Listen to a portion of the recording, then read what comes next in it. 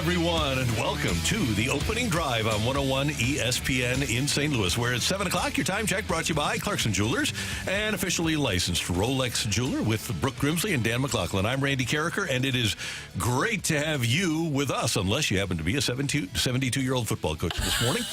Randy, I was fully expecting to see you dancing around when I walked in here this morning. Need to dance. Why would you?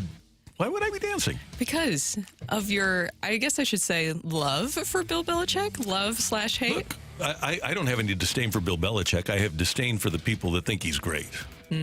Just look at some facts, please. That's Bill Belichick and the Patriots mutually agreed to part ways this morning. He does that hours after Nick Saban announced his retirement at the University of Alabama, and a day after Pete Carroll agreed to be reassigned within the Seattle Seahawks organization. So 3 72-year-old coaches within the space of 20 hours are no longer going to be on the sidelines for their teams for various reasons. But the sense that I get, tell me if you two disagree with this, is that all three, maybe not Saban as much, but all three really enjoyed coaching and probably would have preferred, if the circumstances were right, to keep doing it. Isn't it a reminder that nothing lasts forever? Nothing lasts forever. The one thing that I think with all three of these guys at the age of 72, they're leaving on their own terms for the most part. Now, Pete Carroll wanted to coach, but he stays in the organization. Nick Saban steps away. And we'll find out with Bill Belichick exactly what happened. There's going to be a press conference with he and Robert Kraft at noon East Coast time, so we'll find out more as we go along. You think this will be a stressful day for Robert Kraft? And if so, how does he alleviate it? It might be a situation where maybe we just talk about something else, because I know where you're going with this, and I'm not touching it. Maybe I just did. Oh, I didn't mean to do that either. Randy just is trying to walk you right into that. He did. Dang it, he did it to me. That's the way it goes. But this is just absolutely crazy. End of an era for not only college football with Nick Saban, but now just football in general, to have these legendary coaches. These are the coaches that, of course, you know all the names growing up of the coaches past, but for me personally, I'm sure Rock feels the same way. For my generation, this is the coaches that I got to see in action. This is all that I've ever known, and to have all this happen within essentially a 24-hour span, it's a lot to just wrap your head around. There's a couple of great things about Belichick, and you got to give him credit for this. He gets on a plane to New Orleans with Ernie Adams to go to Super Bowl 36. Ernie Adams was his assistant, a guy that Art Modell, the Browns owner, once offered $10,000 to anybody in the organization. The owner of the team offered $10,000 to anybody in the organization that could tell him what Ernie Adams did, and nobody ever got the $10,000. And Ernie Adams, by the way, no coincidence here, just retired a couple of years ago, so that might have contributed to the demise of Bill Belichick. But they get on the plane to New Orleans, and Ernie Adams says, we can't let 28, Marshall Faulk, beat us, and we have to hit him and hold him at every turn. So they did. Marshall Faulk was never allowed to be Marshall Faulk in that game, because every time he tried to come out of the backfield to catch a pass, they held him. And the Patriots, to their credit, also held. There was a pass interference play on the very first play of the game, and it wasn't called. And what Belichick had told his team, his defense, before the game started, he said, these officials don't want a 4-hour Super Bowl. It's the worst thing that they could ever have. So you just keep doing what you're doing and hold and hit and do what you're doing, and until they start calling it, keep it up. And that's what they did, and that's why the Rams weren't able, and they did still pass for 367 yards, but they weren't able to beat themselves. Hell, Isaac Bruce suffers broken ribs on the first play of the game, too, right. Because he was hit illegally. The ball wasn't thrown to him, and he was hit illegally. So I guess you can make a case that Bill Belichick has coached the greatest offensive player in Tom Brady, the greatest defensive player in Lawrence Taylor, and maybe the greatest special teams player in the history of football, too. So the resume, 24 seasons, 9 Super Bowls, 6 Super Bowl titles, 266, 120 regular season, and 30-12 in the postseason. I think, though, one of the things that he'll have to answer is, what were you with or without Tom Brady? And I think it's a legitimate question. Well, in his career, regular season with Tom Brady, 20 years, 219 wins, 64 losses, including playoffs. It went to the playoffs in 17 out of 20 years with Brady as a starter, and they were 30-11 in the playoffs. Without Tom Brady, Bill Belichick had 9 years as a head coach in the NFL. his record was 83-100. It's amazing. I mean, it's a legitimate question. It is. In those 9 years, Yes. they went to the playoffs 2 times and won one playoff game. They were 1-2. With Tom Brady as his starting quarterback, Bill Belichick's winning percentage was .768, which would blow everybody away in the history of the sport. Without Tom Brady, his winning percentage with a record of 83-100 was .453. There are a lot of coaches that have better than a .453 winning percentage without Tom Brady as their quarterback, including our beloved Jeff Fisher, who was 512. But I can give you, Ron Rivera just got fired as a coach of the Washington Commanders. .498 career winning percentage. Never had Tom Brady as his quarterback. Jack Del Rio, .497 career winning percentage. Never had Tom Brady as his quarterback. My favorite, and Dan, I mentioned this to you earlier, Norv Turner.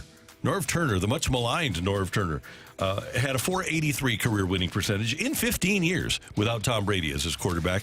Belichick .453. So the results are in. 83-100 is not a small sample size.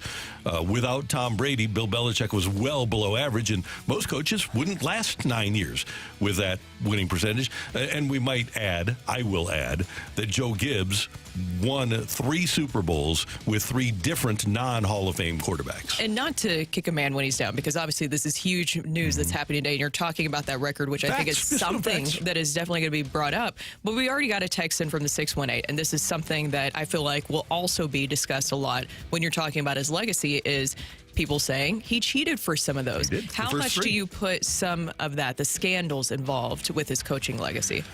A lot of people in pro football, including people from the St. Louis Rams, the Philadelphia Eagles, and the Carolina Panthers, believe that there was untoward activity in the Super Bowls that they played.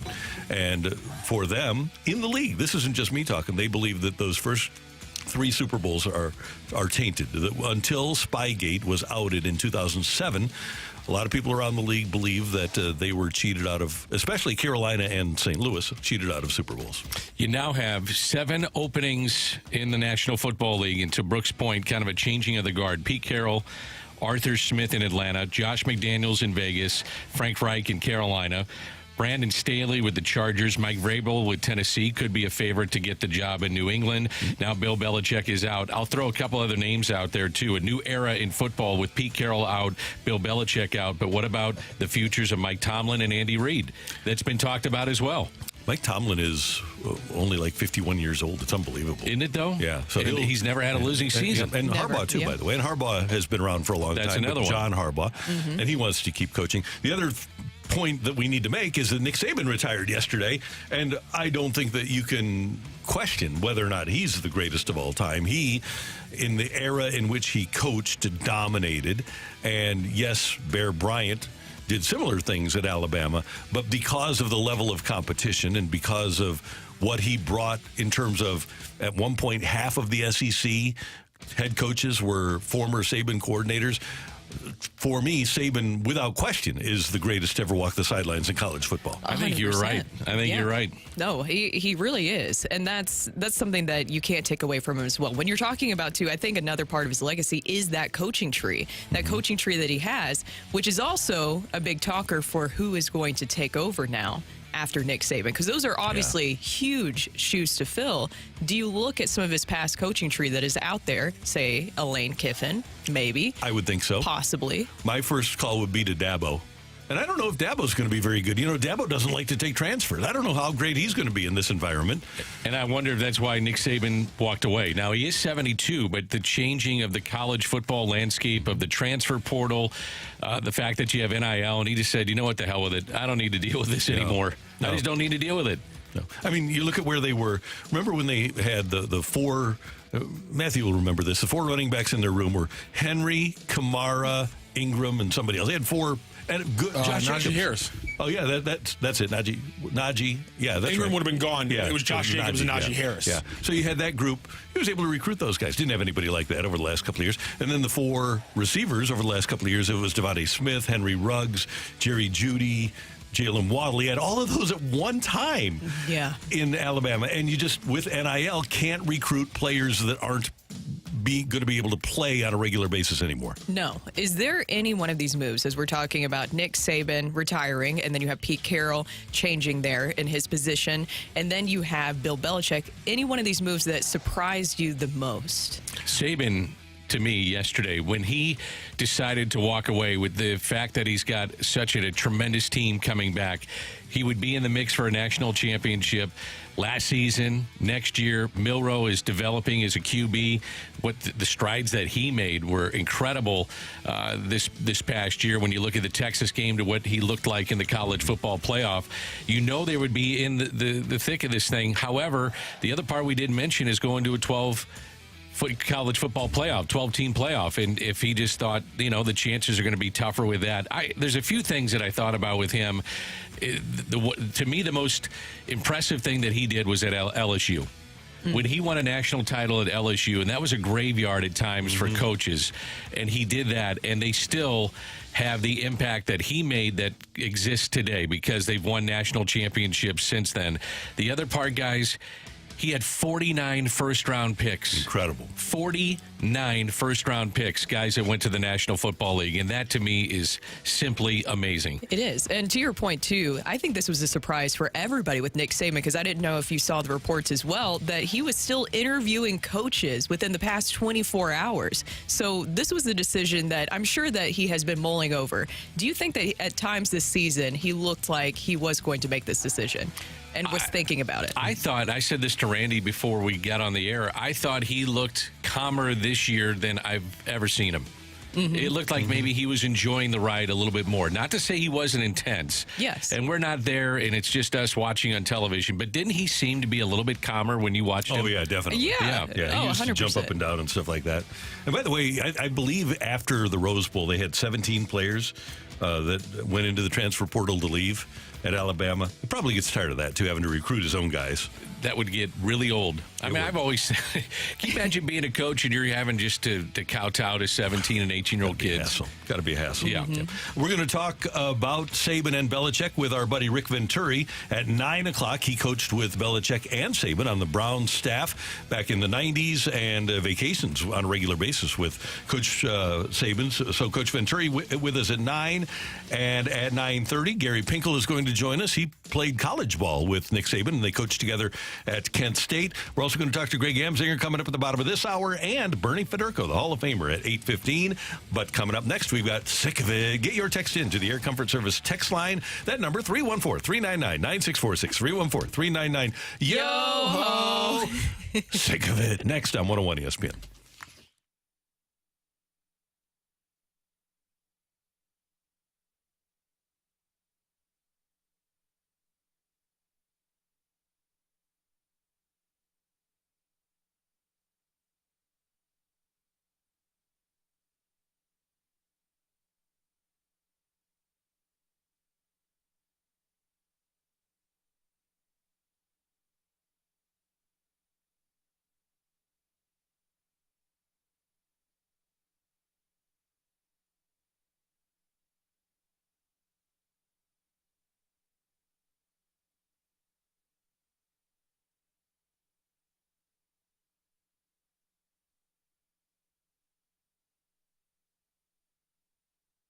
The choice of a lawyer is an important decision and should not be based solely on advertisements.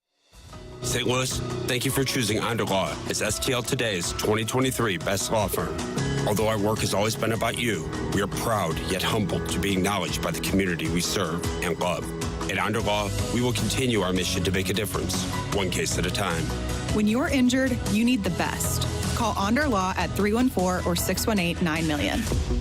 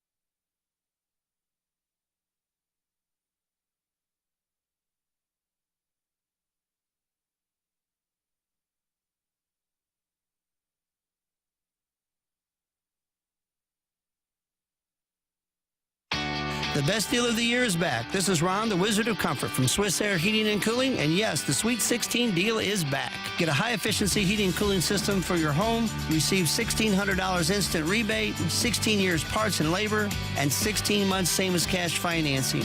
Give us a call at 636-500-2665 at 636-500-COOL or SwissAirSTL.com for the best deal of the year.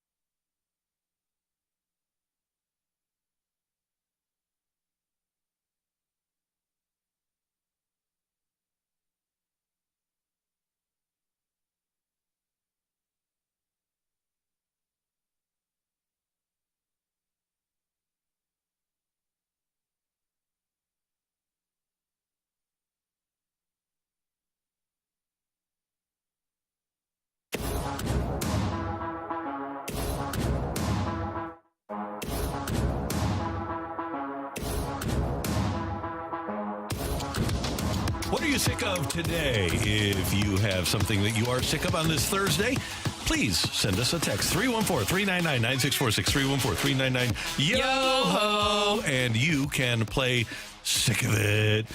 Guys, the Billikens were down by 20 last night, and they were able to come back and win the game. They aren't usually able to come back and do that. They beat St. Joe's, and it was an exciting ending. Missouri is kind of scuffling, too, after their start in the SEC and a loss to Kentucky. I am sick of the fact that our local college basketball teams are doing better. I have higher expectations for Travis Ford in his 8th year. After last year, I have higher expectations for the program put together by Dennis Gates, and I'm sick of the fact that they just are so inconsistent. SLU, it was a must-win, in my opinion, last night. They had to win that game. You're at home. They're now 8-8, but up next at Dayton, at VCU, home against Davidson. Ken Pomeroy's latest projection has them at a total of 12 wins this year. Oh, man. Ouch, babe. Yeah, I'm and with you. They got win number 9 last night. Oh, it was 9. Okay, so they're now 9-8. 8-8, No, right? they're It was 8-8. My apologies. 8-8. Sorry. Yes. So I'm just saying. So that's 4 more wins across the rest of the season. That's what he says. According to Ken Pom, that ain't ideal. No, not at all. All right, I'm sick of the lack of movement in Major League Baseball free agency. Talk about it all the time ad nauseum about this guy should go that way, this other person should play for this team, this is how much. Well, we don't hear any of it. Nothing's going on. You've got Cody Bellinger, Blake Snell, Jordan Montgomery, Matt Chapman, Josh Hader, Marcus Stroman, Rhys Hoskins, Jorge Soler, Jordan Hicks, Justin Turner.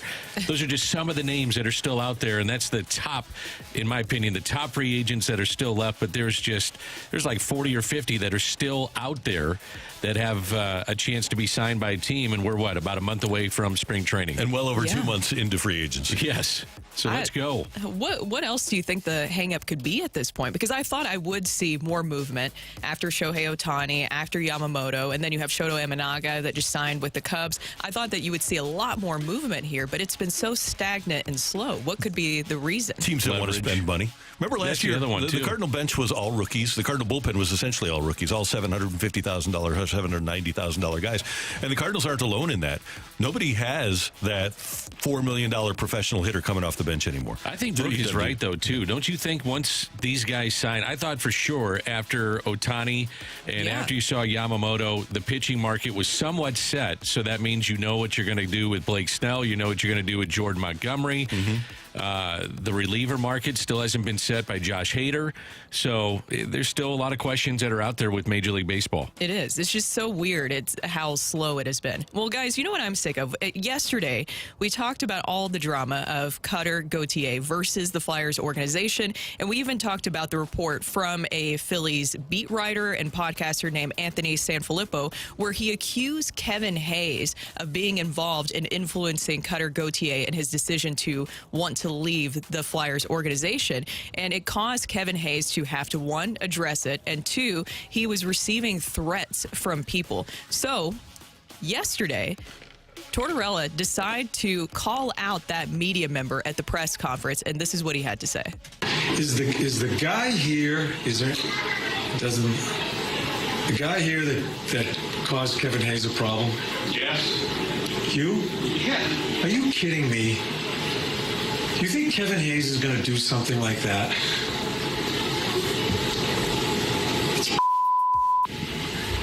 Any last question? Person letting the first two buy him. It pisses me off that you guys throw that around and affect someone's life.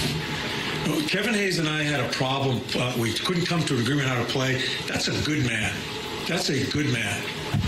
And what you said is going to stay with him. That's what you guys don't understand. You say something, and you're going to sit there and say you have the right sources. I called. Go ahead, I'm sorry.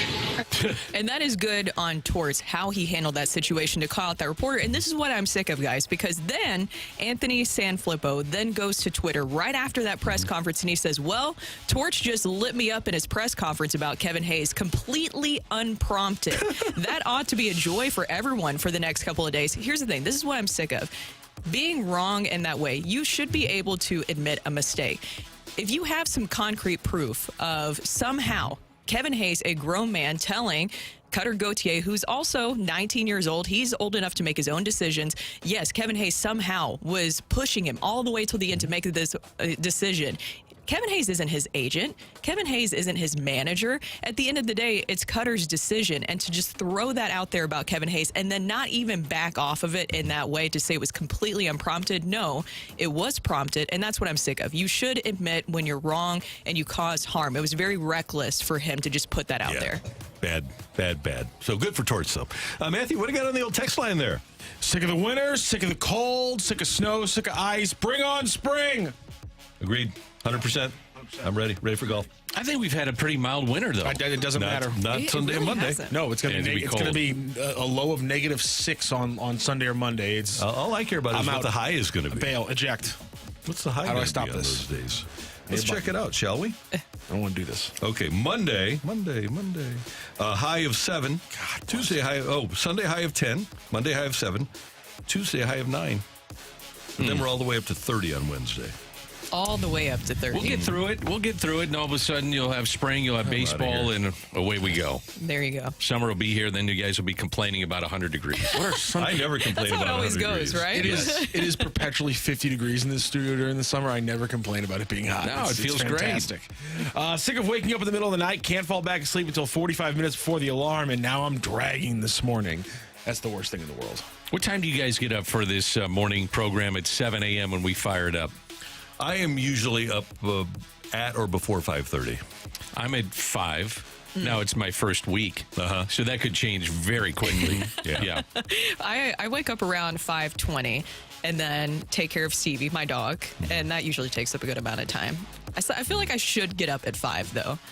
Take the dog out. Let the dog do its business. Come Stevie back in. Nicks. Yeah. Stevie Nicks. How's Doug, Stevie by the way? Nicks. Yeah. Doug's great. Doug the dog is doing well. He is partnered with his siblings, if you will, and they cause a lot of havoc. Good. Yeah, no doubt about it. Like that. I'm sick of... By the way, can I offer a happy 8th birthday to Moose the dog this morning? Happy birthday. Happy birthday, Moose. Yeah, named after Brian Elliott. Of course. On the day he got benched by the Blues. The very first picture I ever had of Moose was sitting on a bench. I'm just glad to know that you're. This isn't a new thing with you. It's just it's been like this for a very long time. It's good to know. I'm sick of Randy's lazy Belichick takes. Brady isn't Brady without him. The first 3 Super Bowls were courtesy of Bill's defense, and Brady has said as much. Wait, give me a second here.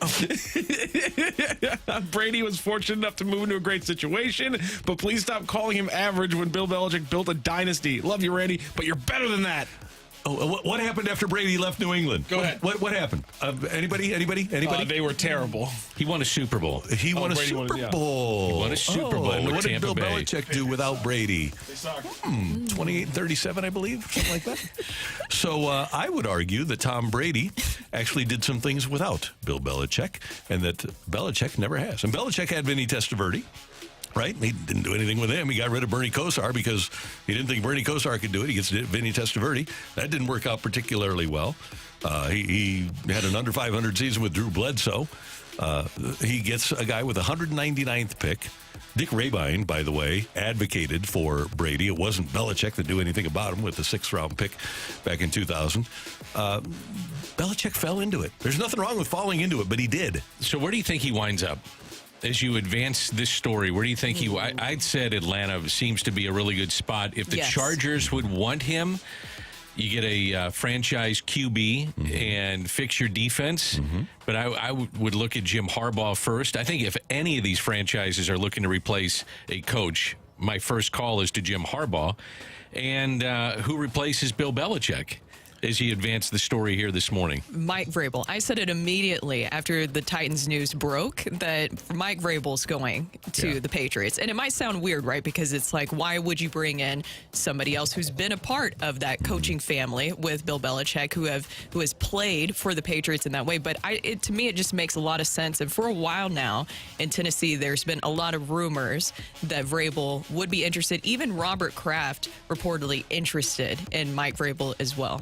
There you go. Do you remember Arthur Blank went and pursued Joe Gibbs at one time? Yep. He also and Parcells. I was going to say, he also went at Bill Parcells, and now he has a chance to go get Belichick. Yeah. We'll see if he gets him. Yeah. But instead, you got the kid child of the playoffs guy. Thank you, Matthew. Thank you, Randy. Coming up next, we are going to talk some ball with our buddy Greg Amsinger of MLB Network. He's with us next on the opening drive on 101 ESPN.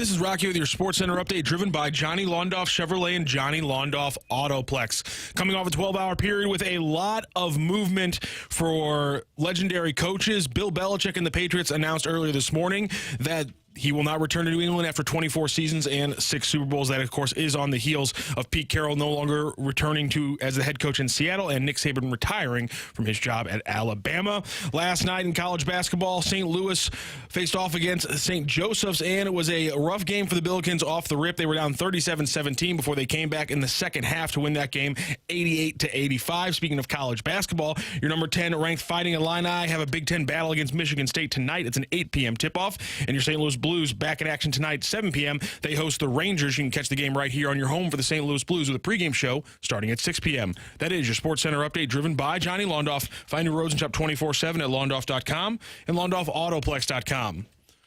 Are you kidding me?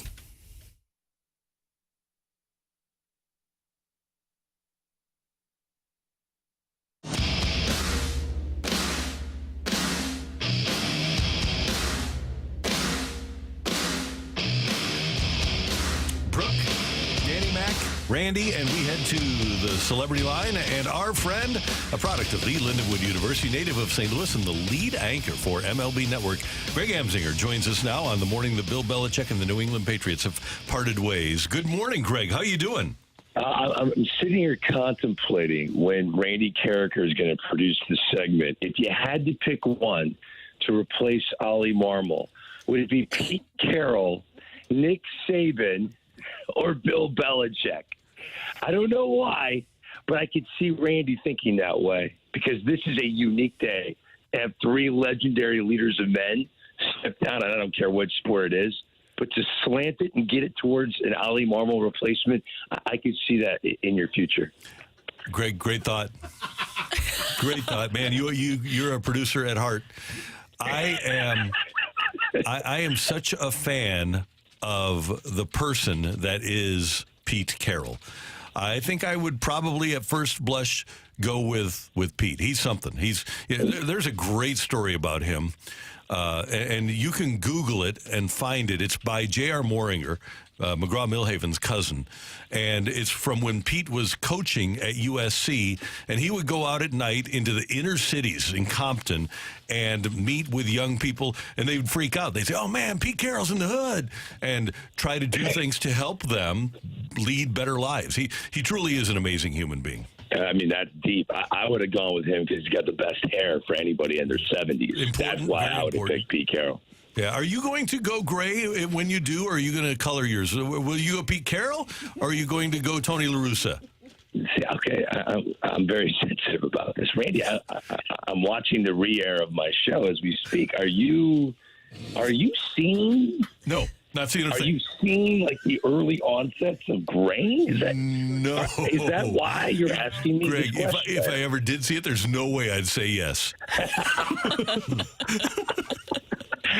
My kids, I have a joke with them. They'll look at the side of my head and they're like, hey, Dad, I think you're starting to look salt and pepper. And I go, oh, honey, I'll look at my wife. Honey, we got to take London to go get his eyes checked. There's something wrong.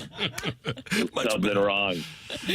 Yeah, I haven't noticed anything either, Greg. Just going to put that out there. I'm just gonna say that real quick. You have a great head of hair. So I do want to ask you, though, about Dylan Cease. He still remains at the top of the list of potential trade candidates for teams just seeking to have that rotation upgrade this offseason. But it seems like the White Sox are really not going to move him, and they're not moving on their asking price in a trade. Is it just more likely now that he won't get moved this offseason?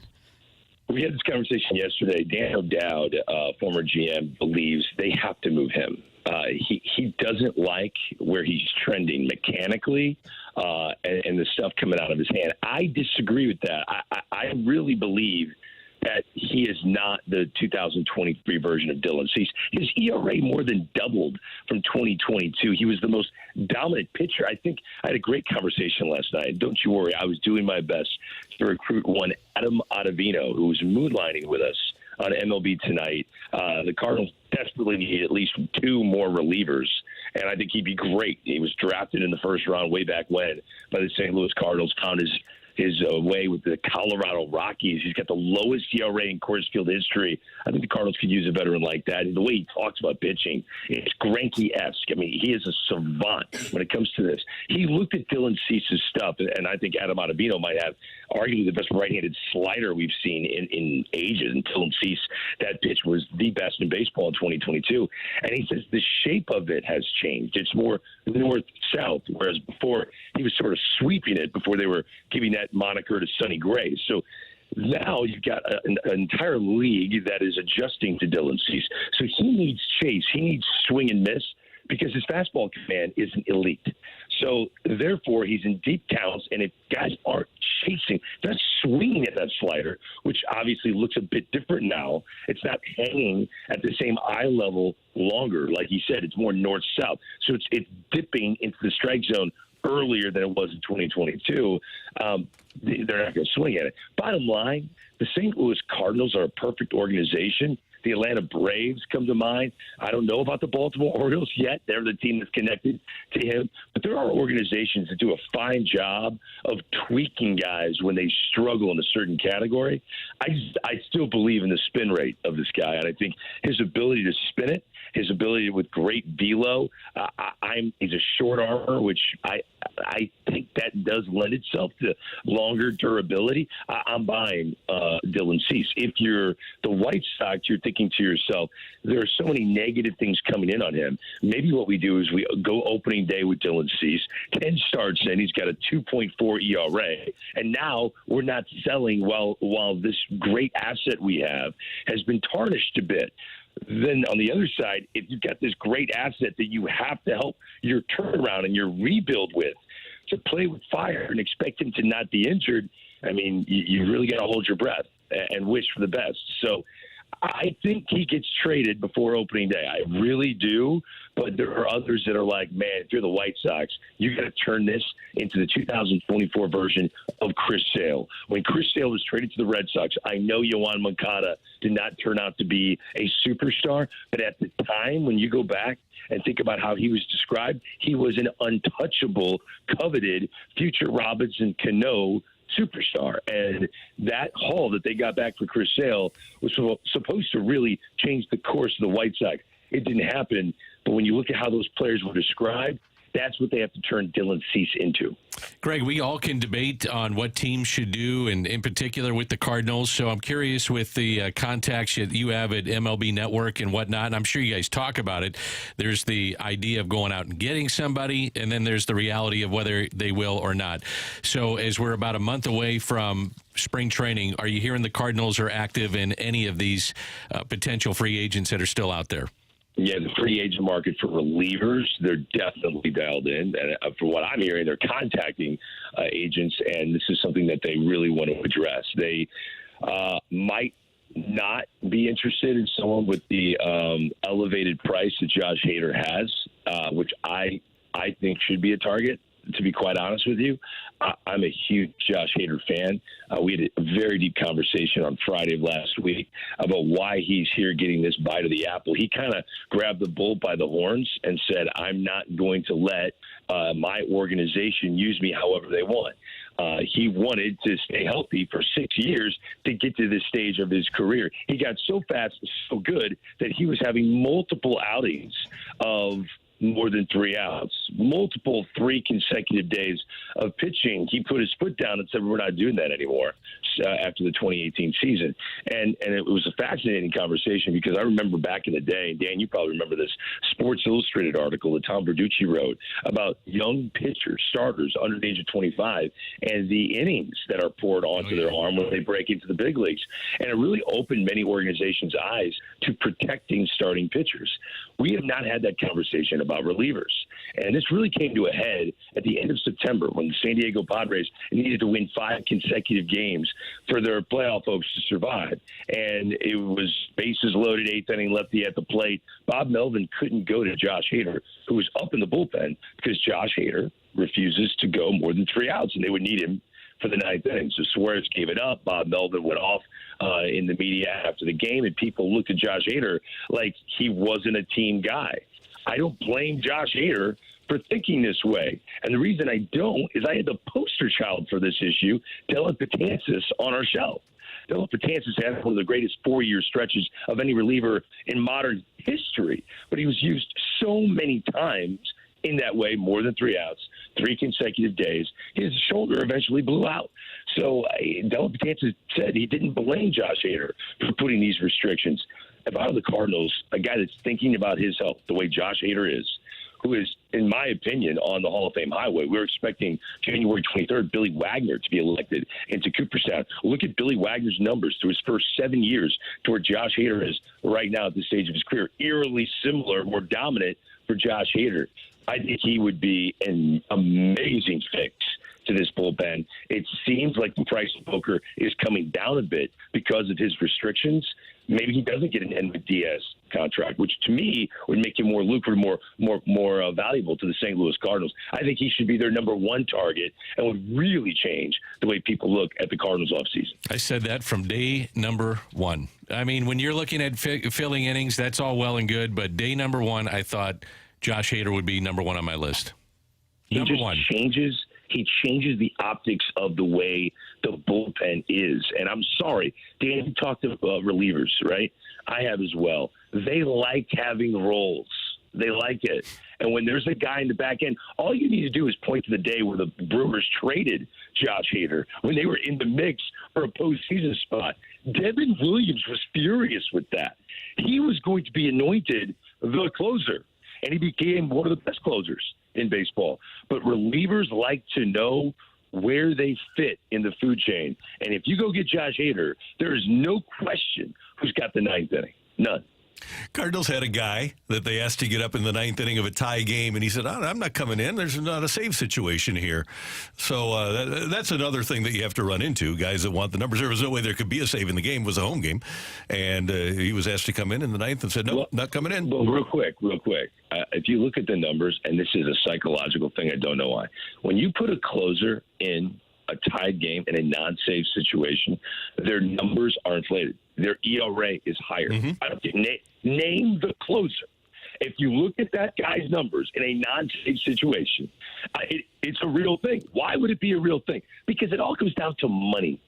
We had a professor at Lindenwood, Dan McLaughlin knows this, Randy Karraker knows this thing, Glenn Cerny, and he said, anytime you wonder why in your professional experience, you ask the question, why? In this case, why do closers come and tie games or non-save situations and their ERA's higher? He would just go, the answer is always this, and he would put the dollar sign up on the chalkboard. I disagree with that because there was not a more competitive guy than Bruce Sutter. And the money, Bruce Sutter in his years here, it was the adrenaline. It was about the adrenaline of being in that competitive situation, being able to protect the lead. And I think definitely, maybe more so than ever in 2023, 2024, that's the case. But Mariano Rivera was that way, right? Mariano Rivera wasn't as good in non-save situations as he was in save situations. I mean, Craig Kimbrell might be the most insane example of this. Every team gets him, they're like, but we already have a closer. We'll put him in the eighth inning. It blows up in their face. Put him in the ninth inning. The guy's building a Hall of Fame legacy, and he's wasting bullets in the back of his mind, and that could impact his baseball reference page. He wants career saves.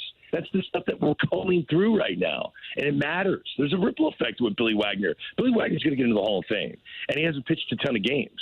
What does this mean? This means that Francisco Rodriguez is eventually going to probably get into the Hall of Fame. Might not be through the voters, or the writers, but it's going to be through a Veterans Committee. It means Kenley Jansen's probably going to get in the Hall of Fame. It means Aroldis Chapman is probably going to get in the Hall of Fame. It means Craig Kimbrell's probably going to get in the Hall of Fame. It means that John Franco is probably going to get into the Hall of Fame to a Veterans Committee. So all of these numbers, and by the way, there's monetary value to becoming a Hall of Famer. So this stuff matters to guys long term. So a closer cares about a save opportunity. They just do. Greg, about a minute left. What do you think of the Cardinals adding Chaim Bloom as an advisor to John Mozeliak? Fascinating. I think that was a fascinating addition. Anytime you bring in a guy that was the guy, it has a ripple effect to everyone that was in their current role in the front office. And I think this was a powerful message that John Mozeliak, when he does step away at the end of this contract, which he claims he's going to do, everything just isn't set in stone the way it was the day he announced he signed this final contract. So, what I think, 2 years left now for John Mozeliak? Things might have to change. 25, yeah. Through 25. So, I think if you're sitting in that front office and you believe that you're going to be the general manager of the St. Louis Cardinals or the president of baseball operations, and everyone's going to move up the ladder when John Mozeliak leaves, this shocked your system a bit. This was definitely Chaim Bloom's name was brought up at many dinner tables of employees of that front office of the St. Louis Cardinals, and maybe it's a wake-up call in some ways that things the way they are now, the status quo, isn't good enough, and everyone needs to outperform what they've done before to ensure that they're going to be part of this journey going forward in the post-Mozeliak era.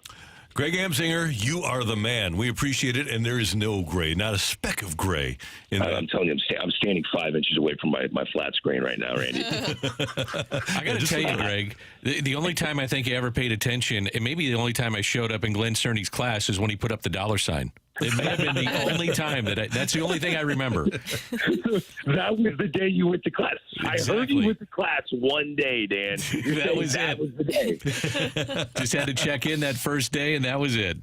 That's good, man. I was also there that one day. Have a great day. We'll talk to you soon. All right, see you guys. See you, Greg. Greg Amsinger, MLB Network on 101 ESPN. Next up, get your text in for Tioli, 314-399-9646, 314-399-YO-HO. Take it or leave it next on 101 ESPN. No yo-ho.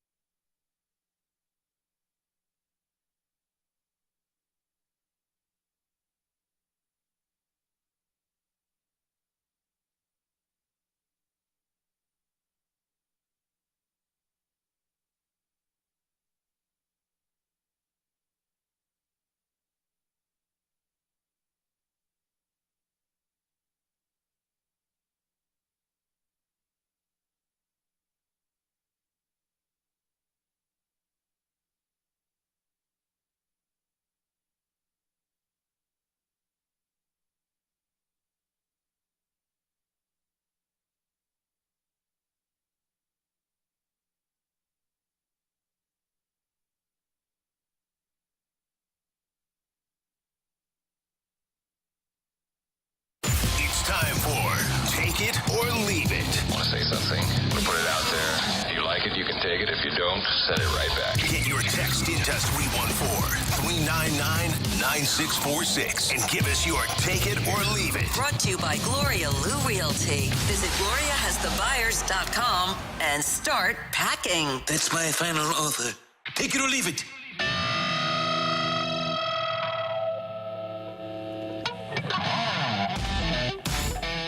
All right, time for Tioli here on 101 ESPN Kids. Nick Saban out at the University of Alabama. Take it or leave it. Mizzou goes to Tuscaloosa next October 26th and beats the Tide. Doesn't matter who their coach is. Ooh, I'm going to leave that. Okay. Too much talent. Yeah. I don't care who your coach is. They're going to have like 40 people out of there on the transfer portal. They've already lost 17, and now the window for the transfer portal with Saban leaving opens up for 30 more days. And I'm not saying that Mizzou doesn't have great talent. They do. Mm-hmm.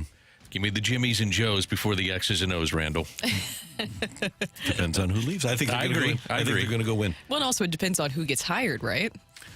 No, because it's the Jimmies and the Joes. Jimmies and the Joes. Yes, Give me the players. Yes. They got talent. They do. It's still the Alabama at the end of the day. Yeah. So I'm going to have to leave it. Okay. But you do like your chances a little bit better, though, right? I do. Yeah. I had that as the loss next year, so now they're going 12-0. There you go. Yeah. What about Dan Lannon as the head coach? Yes. You think Phil Knight's going to let him get away? That's a good question. Yeah, Phil Knight's got some pretty deep pockets to make sure he stays. He does. Take it or leave it. I thought it was very interesting what Greg Amsinger just said about that he thinks that the Cardinals should still go out and get 2 more relievers. Take it or leave it, they will go out and get 2 more relievers. For all the respect I have for Greg, which is enormous, I'm going to completely leave that. I don't think they could get another reliever. I think they can. I think they do 1 reliever, not 2. Yeah. So I'm going to leave that because there's probably wiggle room. Also, if they wanted to go out and trade, they could maybe add. It would take let's say, a pretty good salary on the Cardinals side to match the 2 that are coming back. So it'd be like X for X. So could it happen? Yeah, but I don't think it will. No. I don't think it will. All right, take it or leave it. Travis Kelce is the most recognizable face and NFL player in the country. With all due respect to Patrick Mahomes, it's Travis Kelce, and I think the Swifties, and I'm serious about this, take him over the top. Agreed. Ooh. Take it. I think I might have to take it just because of that recognition that you have now with the Swiftie fandom. And his jersey sales have definitely climbed, too, this season. He's on every commercial. Yeah. He is. He's on everything. Mm-hmm. And so the one thing about the NFL is that you don't get a chance to really see the players because they're wearing helmets. And I do believe that. I mean, they're in the middle of playing and you don't see the guy. And then they'll occasionally shoot him on the sideline. But you see Travis Kelce as a quote-unquote human being outside of the NFL. He's probably the most recognizable face right now in the league. Agreed. I 100% agree with that. Well, and usually it's the quarterbacks, it's the franchise quarterbacks, as you mentioned with Patrick Mahomes. But now to have a tight end that's getting all this publicity, that's different. And I love his podcast. Have you guys watched that with his brother? That, I think, has also helped, too, with his recognition. By the way, is it not interesting that Andy Reid has replaced Aaron Rodgers in the State Farm commercials? And Kelce. Remember, it used to be Aaron Rodgers and Mahomes. And Aaron Rodgers is nowhere to be seen now on any commercials. What happens to Nick Saban and the Affleck commercials with Dion? Drink. You get Drinkowitz in there? No, it's probably... You go Kirby? Kirby Smart, maybe? I could see Kirby. Or you get a player... Name, image, and likeness. That's true, yeah. You put a player in there, Williams too. Got a lot. You can't get Kirby has no personality. Neither does He would Saban. be terrible. But no, Saban's low key. He's got something there. Remember I'm not going to keep talking about it. He's got personality. Dabo's a wet rag. Harbaugh would have been perfect if he doesn't wind up in the NFL, right? Yes. He'll do stuff. Harbaugh and Dion together. Just to see a guy in a different light. Yeah. Yes. Yep, absolutely. Matthew, what do you got on the old text line there? Take it or leave it. We are all Lions fans this weekend. We're all Lions fans this weekend. We are all Lions fans. Take it on the Rammies, and that's why we are all Lions fans. Yep, I've enjoyed the Lions in general this season and what they've been able to do, so I'll take it for that. Our guy Jamison Williams from Cardinal Ritter is going to be back. Sam Laporta is still probably day-to-day. Yeah, day-to-day, but probably going to be out. And then Jack Fox, the punter from Ladue, will be punting away for them. So the St. Louis Lions. There you go. Take it or leave it. With all these different streaming sites, I shouldn't feel bad when I steal certain games and shows. Take it. Yeah. Take it. Somebody could give me some ideas. I think the Not on the air. Don't the home markets this weekend get the game, even though the game's on Peacock, but it'll be shown in the home markets? The home markets, yes. In the home okay. markets, but nationally, you have to get the. I think you can spend $5.99, and that's the first month before Peacock kicks in. If you want to watch it that bad, you can hear it here live, free on 101 ESPN, I believe. Do you guys have Peacock? Oh, no, I we do. don't. You don't. Yeah. I did hear another hack, which is that you can get a 14-day free trial of HelloFresh, the food thing, and they have a bundle where you then get a 14-day free trial of Peacock with the HelloFresh like food order. They're trying to that's trap how you get. in. That's is how what you get the they're free doing. trial. Don't you remember the days when we thought that cutting the cord that you wouldn't have to spend as much as you did for cable, but now you're going to have to pay for all these separate streaming services? Yeah, it's wild. And it's at our house. So you guys talk about having Peacock. We have all this stuff. I have no idea how we have all this stuff, but we have Peacock, we have Paramount, we have Netflix, we have Hulu, Apple TV. Should look at the bill. That's where you're like, oh, it sneaks up on you. Yeah, Apple TV. I think we came with T-Mobile, which was good. Yeah. So take it. I am pulling for Kyron Williams, by the way, this weekend. I'm not. I know he's a Vianney guy, but I can't. Got to pull for a St. You Louis do. kid. I agree with you, Dan. Thank you. It doesn't mean he has to win the game, but he can go for like 150, couple touchdowns, and they lose. As long as they lose. There's Danny Mack in 2000. Like, listen, this Kurt Warner guy did a lot of good things, but I still believe in Trent. I did. Yeah, you did. And so did Randy. Yep, I did. Take it or leave Trent it. had a good career. Yeah. Trent's a great guy. Yeah, you're a great guy. Take it or leave it. The Cardinals should wait and sign Devin Williams for the bullpen next year and not sign Josh Hader this year. We're going to run into the same problem, is that he's going to cost a lot of money if he's really good and he's effective. So I'm not sure that would be the direction that they would go. Although it'd be great if Devin Williams says, you know what, want to come back to St. Louis, take a little bit of a league minimum hometown. I don't doubt that, but a hometown discount and come on back to the Cards. Yeah, you never know. Never can tell. Nope. Although next year, Matthew? Tink Hentz will be available out of the bullpen. He might be. That makes a lot of sense. Yeah. Here's the thing, though. The Cardinals already have Helsley, Gallegos, Kittredge, Romero, whom they like, the loser of the Thompson-Matz starting battle, and Zhong King. So I don't know that there's a spot. Do you want to fill it in with two more guys that you can't send down? That's my question. I don't think the Cardinals are in a position now, this year, because they couldn't do it last year and it hurt them, where you can't send guys down. You need to have, you need to utilize. We talk about an 8-man bullpen. You really need to have like a 14-man bullpen with the last 6 of them being fungible. I just think that having extra security never hurts, right? Having another arm in the bullpen, I think, would be very beneficial. I know we've talked about him a lot, but Phil Maton just makes a lot of sense to me. And if you don't want to spend Josh Hader money, Phil Maton is at least in that bucket of where it makes sense for the Cardinals financially. And you need about a 8 to 9-man rotation. Because you're going to have, more than likely, some type of injury. When I was listening to Greg, all I could think about is Ryan Helsley. Ryan Helsley, 1 out of 3 days, occasionally 2 out of 3, never 3 out of 3. Right. I mean, and that's just the modern day look at some of these guys that, number one, throw so hard, but if they're closers, they're going to be, they're going to get paid. And that they're trying to put up stats to Back get paid. in my day, Bruce Sutter would take a cortisone shot in the shoulder. Yeah. And he'd also be fishing at 2 o'clock in the afternoon and wouldn't show up to the ballpark till 7. That's just how the game was. I mean, literally. It was awesome. Those were the days. Guys would show up at 5:30, take a round of BP, and say, let's go get him. Yep. Riley O'Brien's going to be in that bullpen at some point. Rob is his nickname, R-O-B. Matthew Liberatore's going to be there at some point. Tink is going to be there. Tekoa Roby is going to be there. Joe Klopfenstein. No, Adam Klopfenstein. You're thinking of the tight end. The bad tight end from Colorado. Man. Yeah. Why do we remember that he's from Colorado? Why is that burned into my brain forever? I have no idea. Okay.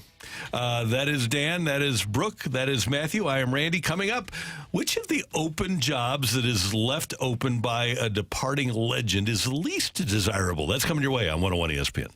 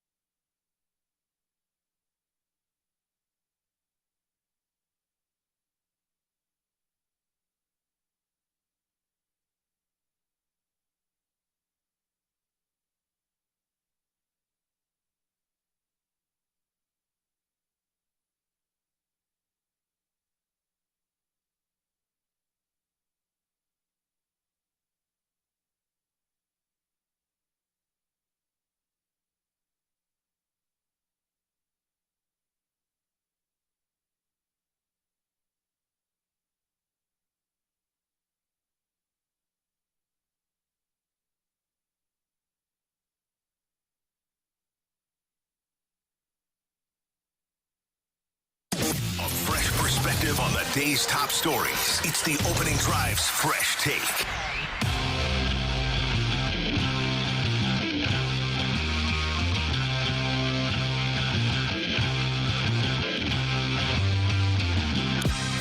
In St. Louis, your time check brought to you by Clarkson Jewelers, an officially licensed Rolex jeweler.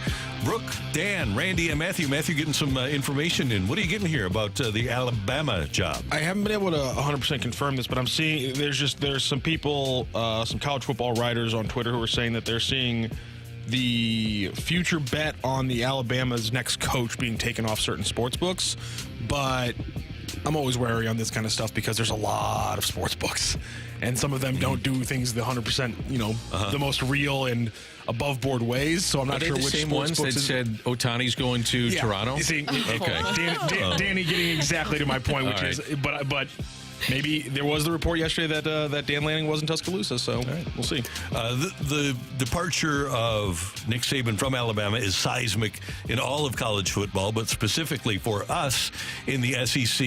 And Brooke, you noted that Eli Drinkwitz was asked about the departure of Nick Saban from Alabama and college football in general. Well, yeah, 100%. I think that if you're talking about the vacancies right now and we're looking at New England, which job would you rather, or which one is the hardest one to go into? The Patriots right now or Alabama? I'm always going to choose Alabama, one, because of Nick Saban's legacy and what he leaves behind, but also the state of college football. So yesterday, Eli Drinkwitz was talking to a Houston radio station, and it was live on air that he reacted to Nick Saban saying that he is retiring. And Eli Drinkwitz immediately had an interesting thought about how the state of college football needs to change as a business model. Yeah, and all right, y'all want to hear it? We're ruining the best thing in college football. We're ruining a great game. It's the culture. It's the culture of the United States of America. The college football is embedded in our culture, and we're going to continue to drive great coaches out of it unless we get our act together and get some sort of plan that's sustainable. You're the second coach to sit here and say that. This is a great game, and we're not complaining. Coaches are not complaining. I promise you, I love what I do, okay? We're just saying right now the business model is not as good as it needs to be, and it has to be improved, and we've got to find somebody who will listen to us and say, okay, we hear you, and we'll put it together. Again, the product on the field's never been better, okay? But, man, when the best coach of all time says he's hanging up his whistle, woof, we all got to listen. And maybe he can, maybe this is all by design. Maybe he's going to be announced as a commissioner. Your first choice is now available. I'm sure in retirement, Miss Terry's thinking I'm not letting him go back to work, okay? And this is why I think it's so hard, one, going into college football. And, of course, I'm not going to take away, being an NFL head coach is very hard as well. But the state of college football right now, you have the 12-team format changing when it comes to playoffs and how that will look. You have NIL. You have the transfer portal. There are so many other things happening where I feel like that job would be so much tougher to step into. I agree. And there's a couple of things. When you talk about the two legendary coaches that have retired over the last couple of days or are leaving their jobs, Saban never wound up losing. He was in the college football playoff this year. He was one of the final four teams. Bill Belichick has made the playoffs once in the last 4 years. And he left the next coach the third pick in the draft. There's no question that the least desirable job, the job where you cannot win, even if you win, is Alabama. It's Gene Bartow going to UCLA to replace John Wooden all over again. Bartow won a lot at UCLA, but it wasn't good enough because he didn't win the championship every year. And that's what it'll be at Alabama. Whoever follows Nick Saban, even if they get into the 12-team playoff, unless you win, you're going to be looked at as a failure. Can you guys believe that every player that played at Alabama under Nick Saban had a chance to win a national championship? It's incredible, isn't it? That is, to me, unreal. And I'm with you, Randy, because I initially went into the break and I thought, you know what, New England, because they need a QB, it's a QB-driven league. It's a crapshoot sometimes, even if you have the number 3 pick as to whether or not it's going to work. Look at what's happened in Carolina. They had the number 1 overall pick. Didn't quite work out this year. But it's going to take some time. You never want to be the guy to replace the guy, or you want to be the guy that replaced the guy, I should say. You know what I mean? You don't want to be replacing Nick Saban. You want to be the guy that replaces the guy. You don't want to be Wayne Hagan. Exactly. So that's a little tough to go through replacing Jack Buck. But I look at it, though, is that there are going to be certain coaches that say, you know what, I've done well at Oregon, or I've done well at Florida State with Mike Norvell. I think about DeBoer at Washington and the kind of success that he also had at different levels of college football. And these guys say it's a challenge. And if I have unlimited resources like they're providing at Alabama, I can do this too. There will be guys that say that. You know that. Yeah. It's just a matter of whether or not they can. Mike Norvell's an interesting name because he was undefeated at Alabama. He's going to be in the Final Four. You would hope. Well, the Final 12. You would hope. Yeah. Well, going back to what Eli Drinkwitz says, do you think that the state of college football is going to continue to drive out great coaches? Because, of course, too, we're waiting to see what happens with Jim Harbaugh. I think it's pretty easy to see him possibly going to the NFL. Do you think that will change some coaches' perspective of staying in college football? I would say that they look at it and it becomes a young man's game. I think some of the older guys, the established guys that have been through this time and again, and Nick Saban at 72 said, I had enough. I just think it's a young man's game. When you have to go out and, as you said earlier, Randy, re-recruit your own players, go to the transfer portal, figure that out, get on planes nonstop to recruit these kids or transfer portal kids. It's a young man's game, and it's tough. I think it's tough emotionally. I think it's tough on your body. I think it's tough on your family. And at some point, you just say, enough's enough. I made enough money, and I'm moving on. And as Eli said, it's affecting the quality of the product. When you look at what happened with Florida State and Georgia, the transfer portal and the timing of the transfer portal and the number of changes as a result of the transfer portal are causing havoc with the quality of the college football product.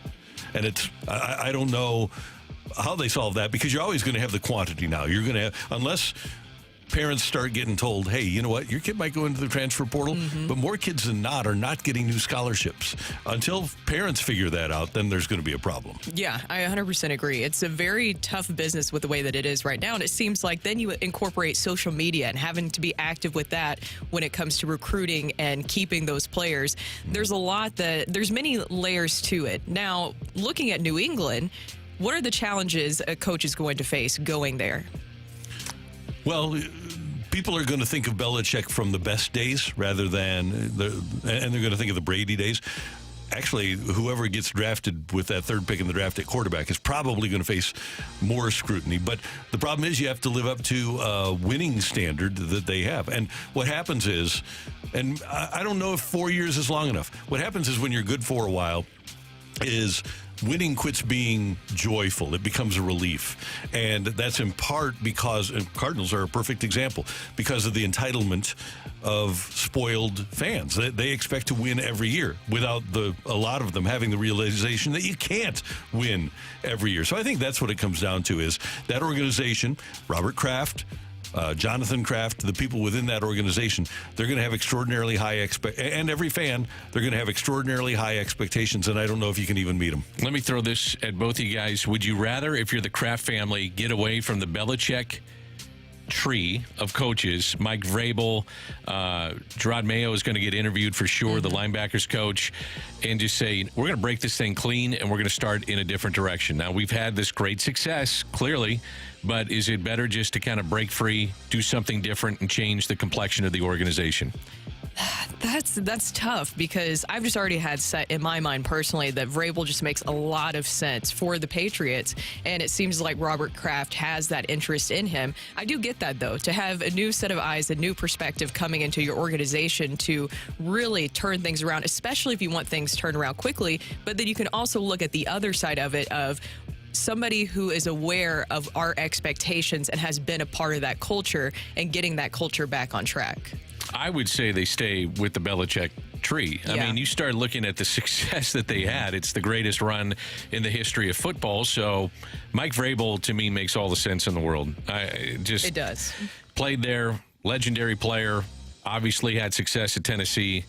Randy, he's the guy, for me at least. Here's the thing, though, is we're looking through a big prism. I think we need to look at a more narrow prism and where the league is headed. Baltimore is coached by John Harbaugh, former special teams coach. Niners, Kyle Shanahan, offensive guy. Cowboys, Mike McCarthy, offensive guy. Lions, Dan Campbell, offensive guy. Bills, Sean McDermott, defensive guy. Chiefs, Andy Reid, offensive guy. Browns, Kevin Stefanski, offensive guy. Eagles, Nick Sirianni, offensive guy. Dolphins, Mike McDaniel, offensive guy. Sean McVay, offensive guy. So it seems like the league, with the rules and the personnel, is going so much more offensive that I might be inclined to try to hire a guy with an offensive bent if I were an NFL owner. Yeah, I 100% agree. I still think Vrabel just makes so much sense for New England and what they're going to look to get back on track. And he did play offense. A little bit, yeah. What about a guy that you feel can develop QBs? That's where I'm looking at. Yes. It's a quarterback-driven league, and if I have the number 3 pick, I'm going QB. Yeah. They obviously have to, and so I'm looking at the best available candidate that can, at least in the history of what they've done in the league, has developed a quarterback or two, and that's the direction I'm going, whether he's part of that tree or not. That is today's Fresh Take on 101 ESPN. Coming up, we are going to talk to our friend, the Hall of Famer, Bernie Federko. Blues and Rangers tonight at Enterprise. Bernie will preview that one next on 101 ESPN.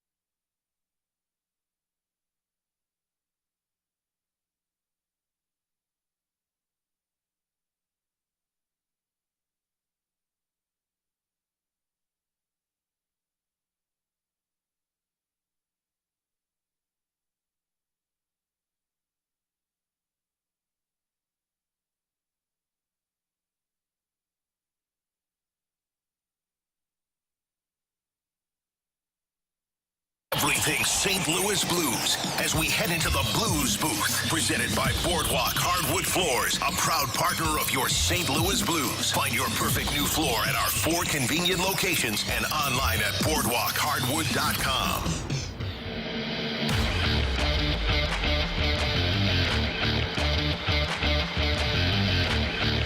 Brooke Grimsley, Danny Mac, Randy Karraker is the opening drive on 101 ESPN. The Blues host the Rangers tonight.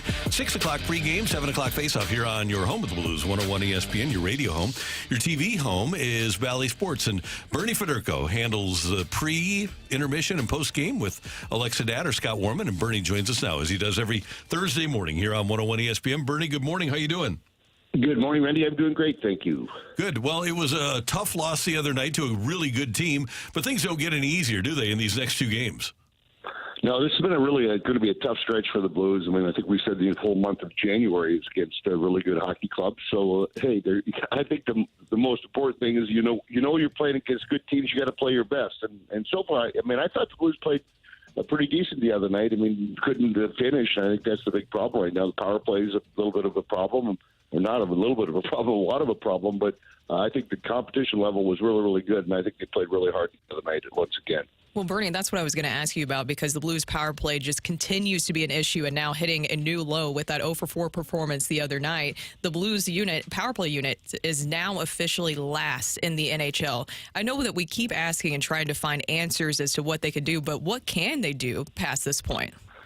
You just have to keep working on it. I mean, there's a lot of good video out there from other teams that are really good in the power play, and I think you just almost want to emulate what the other teams, the good teams, do. I mean, certainly the talent is there, moving it around, getting the right guys in the right position, and eventually, if you keep shooting it, it's going to go in, Brooke. I mean, it's very frustrating, and I think for the guys, it becomes a mental problem more than anything else, so they don't expect to score every time they go out. So I think just they need a couple of good bounces, but you have to start believing in themselves, and you've got to start really bearing down a little bit more, and hopefully something comes, because it's really you've got the talent to do it. The puck's got to eventually start going in. Bernie, you're a Hall of Famer. You can evaluate talent with the best of them. How much fun was it to watch Matthew Tkachuk the other night, the St. Louis native, come in? And I know it's against the Blues, but still you enjoy talent on the ice. How much fun was that to watch him? Yeah, Danny, he plays just kind of like his dad did. I mean, Big Walt went to the front of the net, did those little things. He got that big body in the way and always was able to score goals. And I think both his kids are like Brady's like that. And Matthew, I mean, coming off a great season. In fact, his last 2 seasons have been both 100-point seasons. And I think he had a real slow start as far as scoring goals. I mean, he's adding assists, but to get the hat trick, I think it's always exciting. And I think it's more exciting to watch the reaction of the camera shot on Chantel and Big Walt. Even though awesome. Big Walt, with Big Walt, he's still working for the Blues. It's a little puts him in a little tough spot. But you always want your kids to do well. So I mean, I think that Matthew is one of those kids that comes to play, and I think Brady does that too. And I think that's what young kids should learn from. Have fun out there. And Matthew's having fun out there, but you've got to get involved. You've got to get to the front of the net. And you got to do those little things to score in the greasy areas, and then that's how you become a really good hockey player. Hey, Bernie, the other night, Drew Bannister was clearly upset with the turnover by Verona for the 3rd goal, and he voiced his dissatisfaction in his post-game press conference.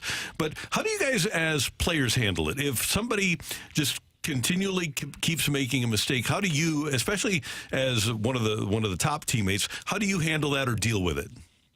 Well, I mean, it's everybody's a part of the team, and you don't have to tell anybody they made a mistake, Randy. I mean, you know it. I mean, these guys are professional hockey players. They know that what they're supposed to do and when they're not supposed to do. And when you do it over and over and over, I mean, you're going to get your teammates are going to say something to you, but it's up to you. I mean, it's accountability from yourself that you know that, hey, if you get in a certain position and you have to judge what the score in the game is at the time and the situation is, and you're supposed to dump in, get it in. If you're not, if you make it too many times, you're not going to last very long. And I think it's just simple as that. But I mean, you're going to get the support of your hockey team as long as you're not doing it every game or every other shift. So the game is all about mistakes and capitalizing on somebody else's mistakes. And it's unfortunate with Verona what he did, and I think he's a little bit more into the spotlight because he went down to the minors.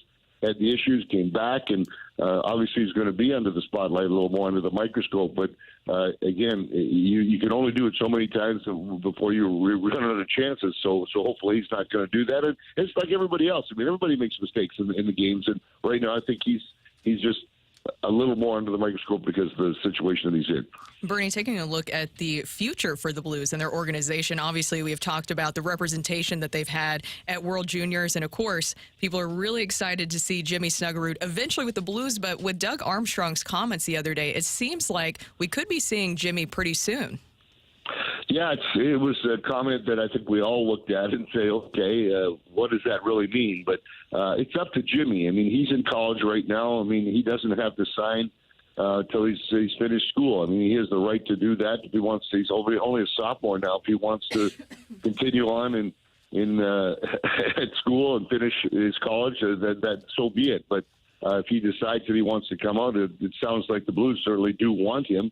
That if he's capable of coming out and turning pro and being a big part of the Blues, then the more power to him. But certainly that's going to be up to Jimmy, and it would be nice to have some good young talent, obviously. But the one thing with that is you certainly don't want to bring a player in too early. If he thinks he's not ready, then it's going to be not a good thing for him as well. So we'll have to wait and see how that pans out. But certainly when you see that the young talent that they have, I mean, the prospects that they do have in the organization, future does look bright.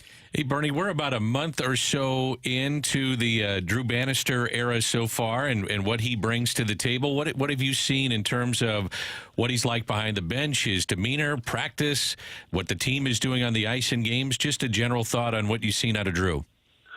He's pretty calm, cool, and collected out there, Danny. I mean, he doesn't change much. I mean, his demeanor behind the bench is pretty solid the whole time. So I have not really seen an awful lot of changes. I like the way the Blues are playing. They're competing each and every shift, and it's not just one line or just one player. I think all four lines, all six defensemen are giving it all each and every shift. So I think that's something that has happened, and I don't know why that a coach falls out of grace. It doesn't make much sense. I mean, you've got a job to do. You go out there and you're supposed to work each and every shift and try to your best of your ability to win hockey games. So whatever happened is beyond that now, and I think that the guys are really competing hard for Drew. Now, has he changed the system? I don't see an awful lot of differences out there. I mean, I think they're working on things, and I think that obviously they're not giving up as many scoring chances, but that's a matter of work. So he's got them working hard, Danny, and I think that's really the only thing I see different. Bernie, we will be tuned in tonight. Thanks so much for the time. We do appreciate it, and we'll talk to you soon. Sounds good. You guys have a great day. You too. Thank you. That is Bernie Federko, the Hall of Famer. He'll be on Bally Sports tonight for Blues Rangers action, and you can hear that here on 101 ESPN as well. Coming up next, we've got the fight. Matthew, do you need a fighter? Yes. All right. All you need to do is I think Matthew's rooting for a loss here. He just doesn't want to have to get a fighter. It really seems like it, right? It does, yeah. It's 19 or 20 in a row for you, Randy. At the same time, losses never go well for me, so it's a weird... I'm in a weird conundrum right now. Okay. So, all right, we'll figure it out. Just shot at you, Randy, that you get a little upset, or maybe the question is, not phrased properly or something. Because you don't lose. You do not lose. He does not. Well, no comment. Am I supposed to like it? Oh, man. Brooke, would you like it? No, of course not. I think the question is, do Pete Carroll, Bill Belichick, or Nick Saban like when they lose? No, they don't. Bill throws little hissy fits. I think we've seen some Saban hissy fits, too. Oh, we have, yeah. Yes. Yeah. Text in 314-399-9646, 314-399, yo-ho! If you would like to fight, just text in your name and the word fight, and maybe Matthew will pick you to fight me here on 101 ESPN.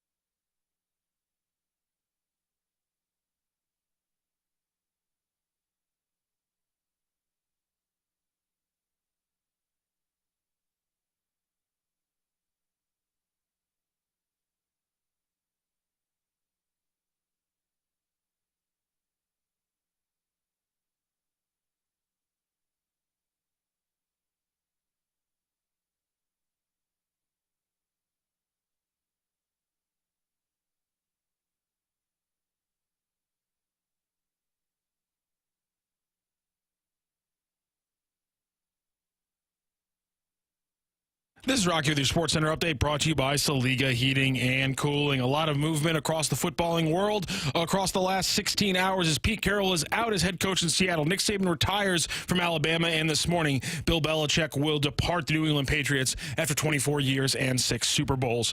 The Blues are back in action tonight. They host the New York Rangers. It's a 7 p.m. puck drop down at Enterprise Center. You can catch the pregame show right here on 101 ESPN, your home for the St. Louis Blues, starting at 6. That is your Sports Center update brought to you by Saliga Heating and Cooling, an independent America's heating and air conditioning dealer.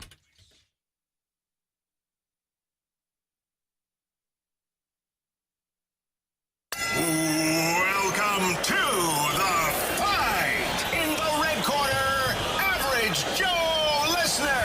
And in the blue corner, the undisputed king of morning drive. Please welcome Randy Karraker. Welcome back to the opening drive. Brooke Grimsley here alongside Randy Karraker and Danny Mac and Matthew Raggio, and it is time for the fight. Our fighter today stepping up to the plate and to the challenge is going to be Jeff. Jeff, how are you doing today? Very great. Thanks a lot, guys. Can't believe I'm on. Nice. Have you been trying to get on for a while now, Jeff? I don't think I've been on for maybe 10 years or so.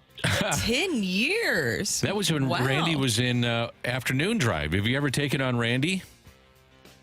I don't remember taking on Randy. I beat Zach McCrite like 10 years ago. Wow. And I used to drive.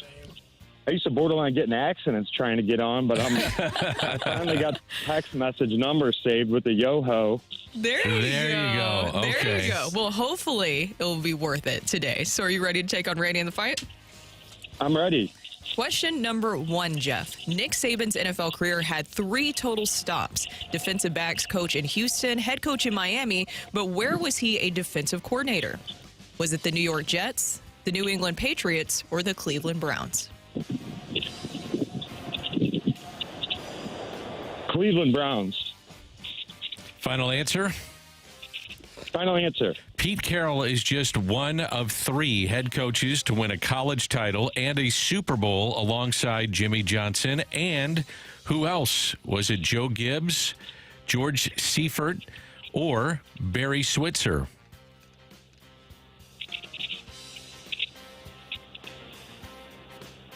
Barry, can you read that again? Sure. Joe Gibbs, George Seifert, or Barry Switzer? Joe Gibbs. Final answer? Final answer. The Patriots changed their name from the Boston Patriots to the New England Patriots in 1971, but not before abandoning a proposed change to what name? Is it the Boston Bluecoats, the Bay State Patriots, or the Bay City Patriots? They sound like some Boston Bluecoats to me. I'll go with that. Okay. Question 4. The Warriors won 4 titles across an 8-year span. In those 4 wins, the finals MVP was awarded to Andre Iguodala, twice to Kevin Durant. Who was the other? Was it Harrison Barnes, Steph Curry, or Klay Thompson? It had to be Steph Curry. Final answer, sir? Final answer. All right. We'll double check the scores. And bring in Randy Karraker. All right, How come on are you feeling, in, Randy. Jeff? 10 years in the waiting. Was it worth it? Yeah, it's definitely worth it. I'm happy to be back, but I don't think I did great. You never know, though. It's always harder than it seems, right? A little bit, a lot of Patriots action, but hey, I got at least a 10% chance, and I'm thinking so. There you after go. 10 years. You always have a chance, right, Jeff? Well, we got Randy Karraker in now. Randy, say hi to Jeff. Jeff, good morning. How you doing? Very good, Randy. Sunshine today. Sunshine, lollipops, all of that, yeah. He's been waiting 10 years. He's been Oh. trying to get this going for 10 years. Jeff, thanks so much for your patience. We appreciate it. We're glad that you're able to play. Yeah, thank you. All right, Randy, you ready to take on Jeff in the fight? Ready. Question number 1. Nick Saban's NFL career had 3 total stops. Defensive backs coach in Houston, head coach in Miami, but where was he a defensive coordinator? Can you say that again? Nick Saban's NFL career had 3 total stops. Defensive backs coach in Houston, head coach in Miami. But where was he a defensive coordinator? He was a defensive coordinator for the Cleveland Browns. Cleveland Browns. Is that your final answer, Randy? Yes, sir. He was working with our guest coming up at the top of the hour. Tease it. Coach Rick Venturi. There you go. Pete Carroll is just one of 3 head coaches to win a college title and a Super Bowl alongside Jimmy Johnson and who else? Whom? Who would it be? I, Dan, am going to go with Barry Switzer. Barry Switzer, who won with Oklahoma and the Cowboys with Jimmy Johnson's team. That was Jimmy's team. It really was. The Patriots changed their name from the Boston Patriots to the New England Patriots in 1971, but not before abandoning a proposed change to what name? A different name. I'll use the lifeline here, Brooke. The Boston Bluecoats, the Bay State Patriots, or the Bay City Patriots? I will go with one of the Bay things. I'm going to go with Bay City or Bay State. I'll go Bay State because that's kind of more New Englandy. Final answer, Randall? Final answer, Dan. The Warriors won 4 titles across an 8-year span. Mm-hmm. In those 4 wins, the finals MVP was awarded to Andre Iguodala, twice to Kevin Durant. Who is the other? Steph Curry. Okay. How you feeling about this, Randy? Not great. Not great. Right. No, that's his way of saying I feel really positive about it. We have a winner in today's fight. No Ring need the for a bell. tiebreaker today. Does Randy Karraker roll on to a 20th straight fight win that goes all the way back to 2023? Or does Jeff, after waiting 10 years, get the win he's been waiting for? So mean. Come on, Ring Jeff. Come on, Jeff. that bell. Go crazy, folks. Go crazy. The winner and still champion of the fight, Randy Karraker. I'm sorry, Jeff. He hit the jack. He beat you 4-2. Oh, man. I thought Switzer. I should have showed more respect for Barry Switzer. Yeah, he won a Super Bowl with another man's team. You're good on that one. Yeah. Let's go through the questions and answers in the fight. Nick Saban's NFL career had 3 total stops. DB coach in Houston, head coach in Miami, and between this, he was Bill Belichick's defensive coordinator for the Cleveland Browns. Pete Carroll, just one of 3 head coaches to win a college title and a Super Bowl alongside Jimmy Johnson and Barry Switzer.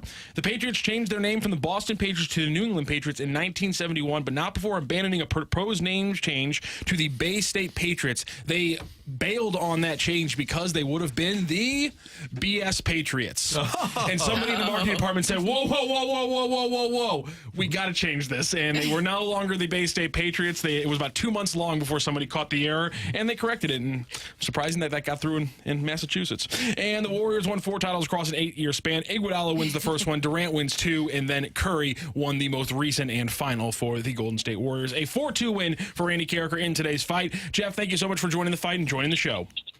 Great, guys. Thanks for having me. Jeff, thank you so much for listening. We appreciate it, too. Hopefully we'll see him before 2034. No doubt about it. Well, yeah, if it's 2034, I ain't going to be around. Yes, you will. Randy, no, don't say that. It's 10 years. Don't you dare say that. Yeah, please don't. Don't you dare say that, Randall. You'll be here. You guys will be fine. Hey, Stop. Kids, as we watch NFL quarterbacking, would you rather have somebody who sat for a while like Jordan Love or somebody who took over right away like C.J. Stroud? That's next on 101 ESPN.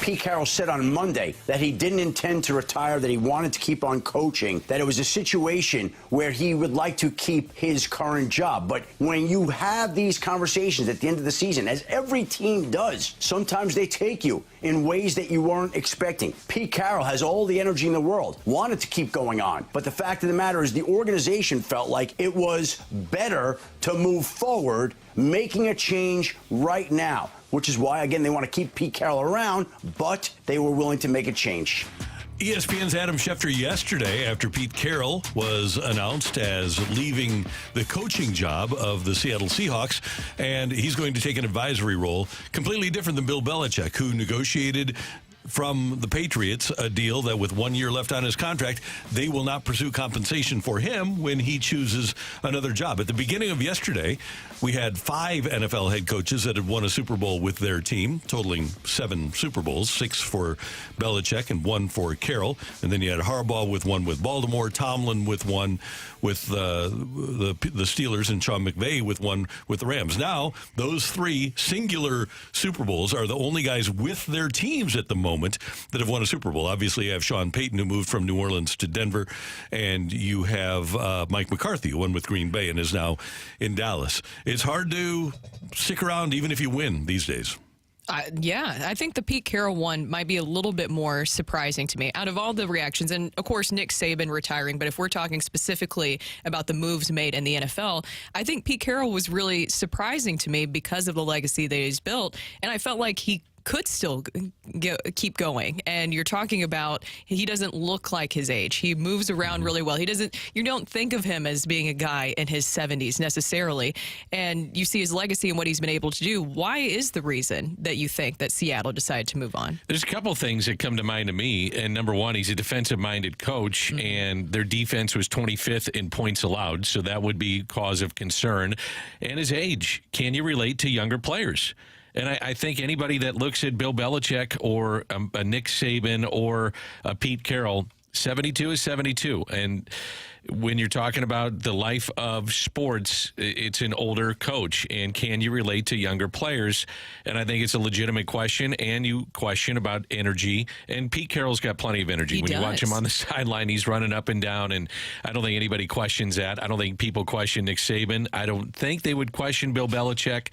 But I also have to wonder about the appetite of another organization bringing in a headstrong coach like Bill Belichick. And he has said he would relinquish player personnel and would just coach. But do you believe him? I don't know. I mean, I think some organizations might say, yeah, you say that, but you're gonna have a real serious say and be forthright with what you want. You wonder what they were thinking in Seattle, though, to give Pete Carroll, Geno Smith, and Drew Lock. I mean, it's not like Geno Smith was pretty well established.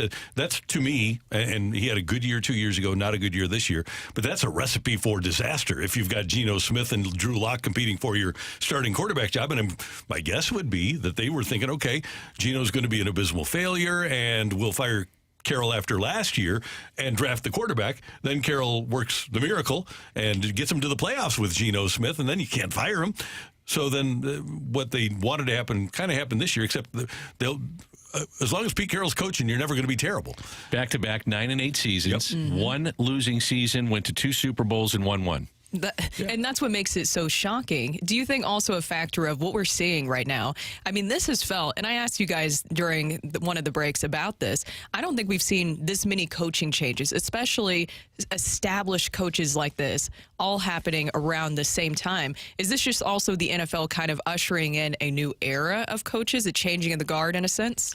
I go back to what happened with everybody who had ever had coffee with Sean McVay getting a head coaching job. Isn't that something? Yeah, and you look now, and aside from Andy Reid, kind of different than baseball, the young guys are succeeding at a really high level. And you look at what McVay has done. You look at what Zach Taylor has done. We mentioned earlier that Mike Tomlin's only 51 years old. He started when he was 36, and he's still, relatively speaking. And now he's the longest tenured head coach right now, 17 seasons. Yeah, so you've got... It's become, because it's a 24/7, 365 a year gig, it is a grind, and it is a young man's game. Isn't it funny? Brooke said, okay, the coaches in my childhood are gone. I started thinking about some of those coaches now that are no longer coaching, but Nick Saban, Pete Carroll, Urban Meyer, Jim Tressel. Think about what he did at Ohio State. Jimbo Fisher gone after what happened at Texas A&M. Coach O gone. Hell, Bob Stoops, Steve Spurrier, Lloyd Carr, Les Miles, Bill Snyder, David Shaw. I was thinking about him the other day. I wonder where he is. I mean, all these guys that had been the face of their university or their organization, but really big names in football, college or pro, are no longer there. They're gone. It's a changing of the guard right now among coaches in both NCAA and the National Football League. It is. It's like how you associate when we talked about Tiger Woods moving on from Nike. It's like when you think of certain universities right now, you think of Nick Saban at Alabama, what they're able to build. It's a brand that has been built with those head coaches and their universities, and even same with NFL. And one of the problems that the NFL has now is, and they don't perceive it as a problem. For me, it's a problem because I grew up with coaches that had personality. And how many personalities do you have among coaches now? You have Tomlin. McVay comes up and screams into the microphone now and then, but he isn't really must-see TV. How about, are you going to go with some college coaches too? Well, college is different because those guys do run the show. But if we go back to the mid-1980s when Ditka was there, and it was the Bears, and great personality. Parcells was must-see TV when he was coaching the Giants, or whomever he was coaching. Jim Hanifan, Steve Sable said Jim Hanifan was the best soundbite that they had on NFL films ever. He was fantastic. You had Joe Gibbs, who had his own quirky leadership personality. You had Buddy Ryan, who was a character. You had people all over the place that, Jerry Glanville. How about now with Sean Payton? Yeah, Peyton is one of the guys. There's only one or two. Most of them are really paranoid, though, or don't say much. Belichick is a villain, and I love villains in sports. You got to have them, and that's one of the things I look at with Bill Belichick. He is truly a villain. I mean, you're either with him or you're against him like Randy. Randy loves to go against Bill Belichick because he's a villain. I do like that he doesn't like analytics. Yeah, he's not much into those. No. No. He's old school. But the only reason that I don't dislike him as much as I dislike the narrative about him. It's people have built him up to be something that he isn't. I see what you're saying there. We're getting some texts in with people reacting to this from the 618. So do we recycle these guys around the league, or will there be several first-year head coaches next season? So going to Bill Belichick and what you're talking about right there, does he retire or does he move on to another team? Belichick, Vrabel, Harbaugh will all be coaching in the NFL next year. You heard it here. And Belichick is 13 or 15 wins from the all-time wins list. And whether or not he has come out and publicly said it, there are those that cover that team, those that are insiders in the NFL that say it is important to him to get to that all-time wins record. So he will coach, no doubt. Some of these guys, I just don't know if they have a life outside of football. It's 365. It's 24/7. This is what they know. This is their identity as a human being. Yeah. To the point, though, recycled coaches. Ben Johnson's going to get a job, the offensive coordinator. He is. In Denver, or in Detroit, rather. I don't know that there's any other recyclable guys out there. I would think that probably 3 recycled guys and then the 4 at the moment, or no, 5 now because you've had 8 changes. I would think you'll see a Jared Mayo get an opportunity. If not, with the Patriots and somewhere else. By the way, Dan Quinn, do you consider, because Dan Quinn will have a job too. I think he goes to Seattle. He's had 2 different stints makes there. Sense. Yeah. So there's half of them right there. So yeah, we do recycle a little bit. I love watching Dan Campbell. He's got some personality to me. He does. Yeah. He's one of the guys that when I watch or if I listen and see an interview with him, I get into it. I think because he's a former player, he gets fired up. Some people say, well, he's kind of a meathead. Great. I'm all in. It's fun. Yeah, and he makes it fun. Players love that. They love it. That whole Lions and Cowboys kerfuffle, as we discussed before, he was one more question away from destroying that podium. And you love that. Really well, yeah. You love that fiery passion. It's not hard to see how he's been able to really turn things around with the Lions. We need a guy like that in the Super Bowl. That would be fun. I mean, you need personality. Personality is missing in sports, and we talked about it yesterday. Guys are so careful about what they say because it could be a soundbite or a moment that lives on forever. And you're guarded. Interestingly, of the 3 people that we're talking about today, 2 of them we would never really confuse with having effusive personalities in Saban and Belichick. And then Pete Carroll might have been the best. Pete Carroll, you know what was fun? We'll talk to Coach Venturi about this. Pete Carroll, every single day, would have competition in practice. Somewhere along the line, there was a way to get the players to compete. And at the core of the reason they're there is they love to compete. And that's one of the reasons the Seahawks were so good for such a long time, is because inherently they were built to be competitive. As Saban continued to win, you never really heard anything of untoward behavior towards a player or cheating scandals, off the field issues, whatever. You just didn't hear it. And that to me is also part of his legacy. It's not only winning, but by all accounts, it seems like he did things the right way. Well, and that's why you feel comfortable talking about him as one of the greatest coaches of all time. Yes, absolutely. Coming up, we're going to talk about two of these great coaches that our friend Rick Venturi worked with, both Bill Belichick and Nick Saban. Coach is next on 101 ESPN.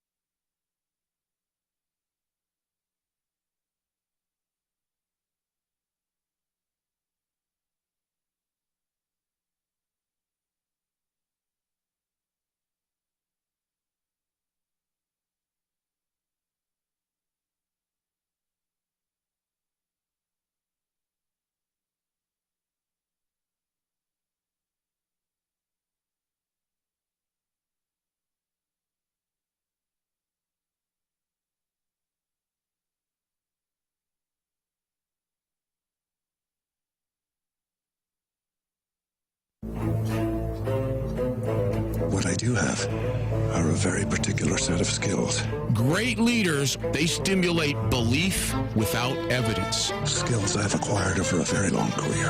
There ain't going to be no 4 pillars. Skills that make me a nightmare for people like you.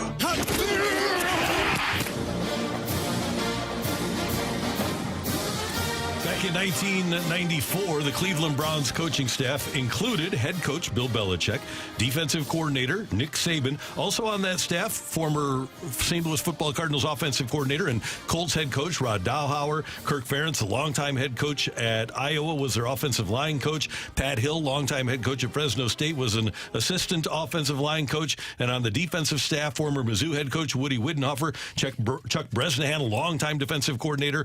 And, of course, you heard the name already, and you heard the voice, our coach, Rick Venturi, who's with us now on 101 ESPN. Coach, it is great to have you with us. Good morning. How you doing?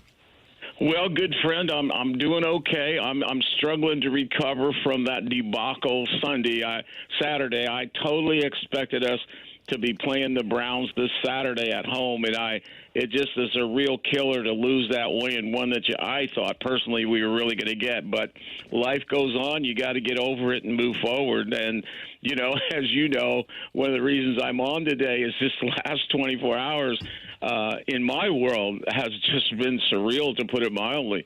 All right, Coach, I got to ask you about these losses, because one of the reasons that people get out of coaching is because the losses are worse than the wins are good. What about as a broadcaster? Because we talk a lot and we communicate a lot, and I know that you're emotionally invested. Do you kind of take these losses as a broadcaster like you did as a coach? Well, you know, I go home and have a good dinner and get a good night's sleep, so that's different. But I will tell you this, and you know me well, and you followed me lately.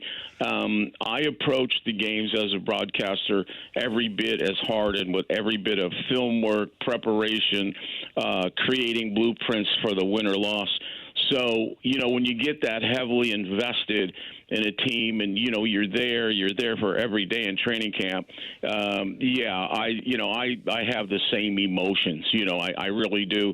I wish I didn't, but they were kidding me on Saturday because, you know, they said, "How you feel, Coach?" I said, "Like I used to. I'm on DEFCON 1." So, you know, so there you go.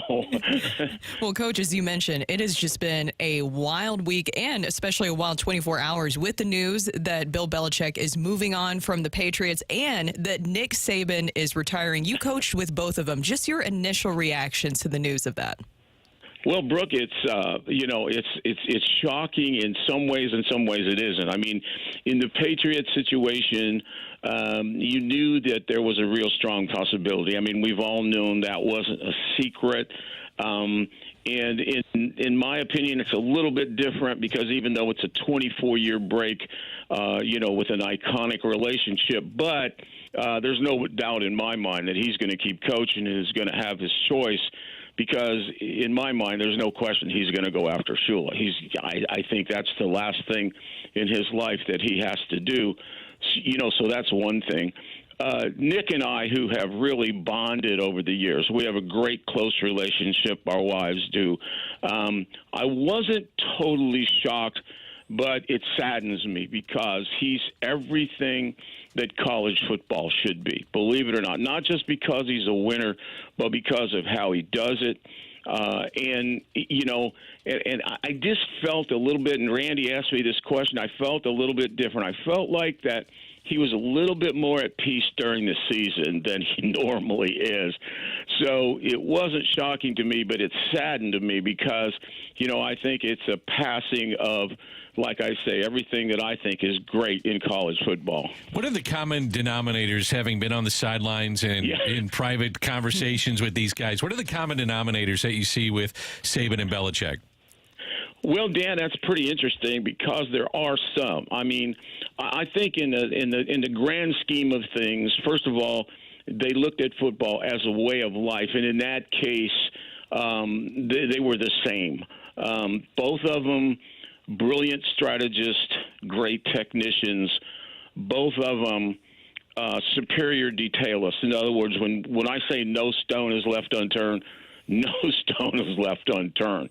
And then I think the other quality is both of them will drive people to a level beyond what they think they can achieve. And that's not always easy when you're in the middle of it, but they will drive you beyond what you think you can get.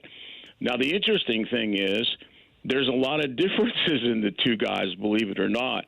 They're very different in personality, number one. And if you can believe this, Dan, they're actually very different in how they would approach X's and O's, like per game or per scheme. Now, we were able to merge that at Cleveland, and I was kind of the middle guy. I was kind of in between there. But they actually, Bill is, as you see him, he's methodical. No day changes. You're uncomfortable 24 hours a day, 365 days a year, because what you see on that podium is not a hell of a lot different than what you see in there.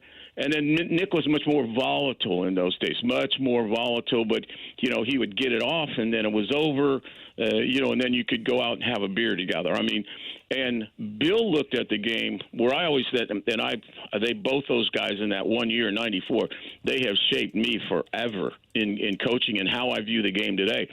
But Bill was a pragmatist. Bill was a very brilliant guy, but he believed in, we're going to take away this, or we're not going to let you do this. And if I have to be extreme to do it, I'll do it. And we're going to have a very limited game plan, and we're just going to concentrate on those things.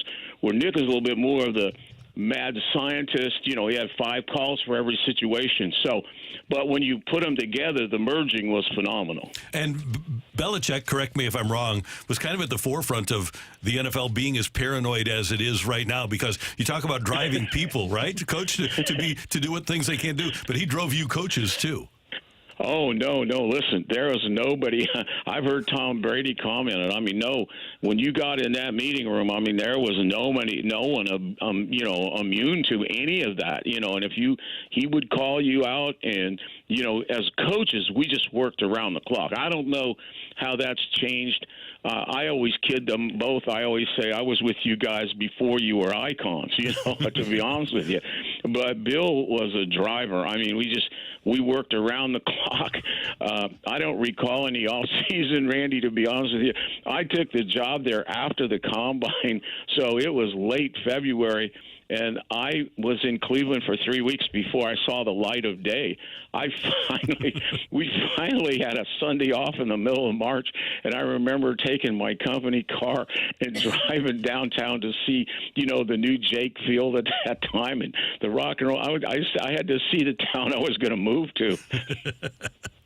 That's so funny. Well, I wanted to ask you about going back to Nick Saban. Has also brought up a discussion of the state of college football right now. We played a soundbite earlier from Mizzou head coach Eli Drinkwitz, where he talked about we're going to continue to drive out great coaches unless we get our act together and get some sort of plan that is sustainable. The business model is not as good as it needs to be, and it has to improve. What are your thoughts on that? No, I think that's a huge point, and I'm sure that's a bit of a factor. I think Nick is a guy between he and Terry. He also is a guy that has a little bit of a life, a little bit more than people think off the field. And so at 72 years old, maybe it was a natural deal. But I also think that a big factor in it is the chaos that now exists in college football. And I know Nick himself, was old school. He hates the NIL. He hates the transfer portal, as I do. I guess there's a quality that you still love on Saturday afternoon, but the process to me now is chaotic, and I don't think it's worth a damn. And I think guys like Nick, who really, he just never loved it. I think that just wears you out. And if you have a choice, you say, I'm done with it. Coach, in the game of life, 72 is a young person. But in this day and age, when you talk about being a college coach, all those reasons you just gave, or in the NFL, as you know it intimately, is it sustainable at that age of 72? Well, I think it's, I think it depends on who you are and what your situation is. I think, Belichick, obviously, Dan, I think because of what's left for him, it probably is sustainable. I never thought that Pete Carroll ever, speaking of another guy, I never thought Pete Carroll ever lost the zest at 72 or whatever. So, I take pride in the fact that at 77, I can still bang it around if I have to. But I do think that because of the way the college game has gone, I mean, I would be so, to me, that would be so difficult to deal with that process on a 365-day basis, and that's what it's become. I think it probably is a little bit tougher. Rick Venturi with us for a couple more minutes here on 101 ESPN, and I want to get you the final word on both of these guys. Number one, any doubt in your mind that Nick Saban is the best college football coach ever?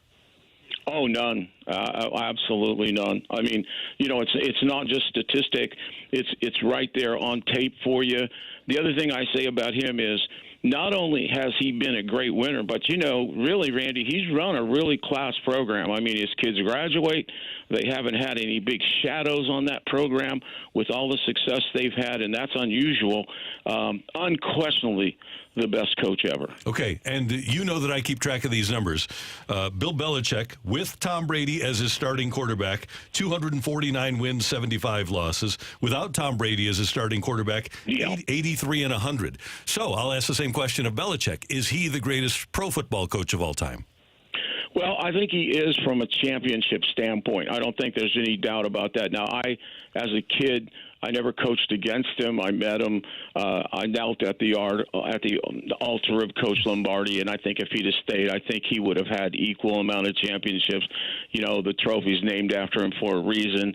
I do think the fact that he has struggled without Tom, and I think it's the foreboding of what job he takes.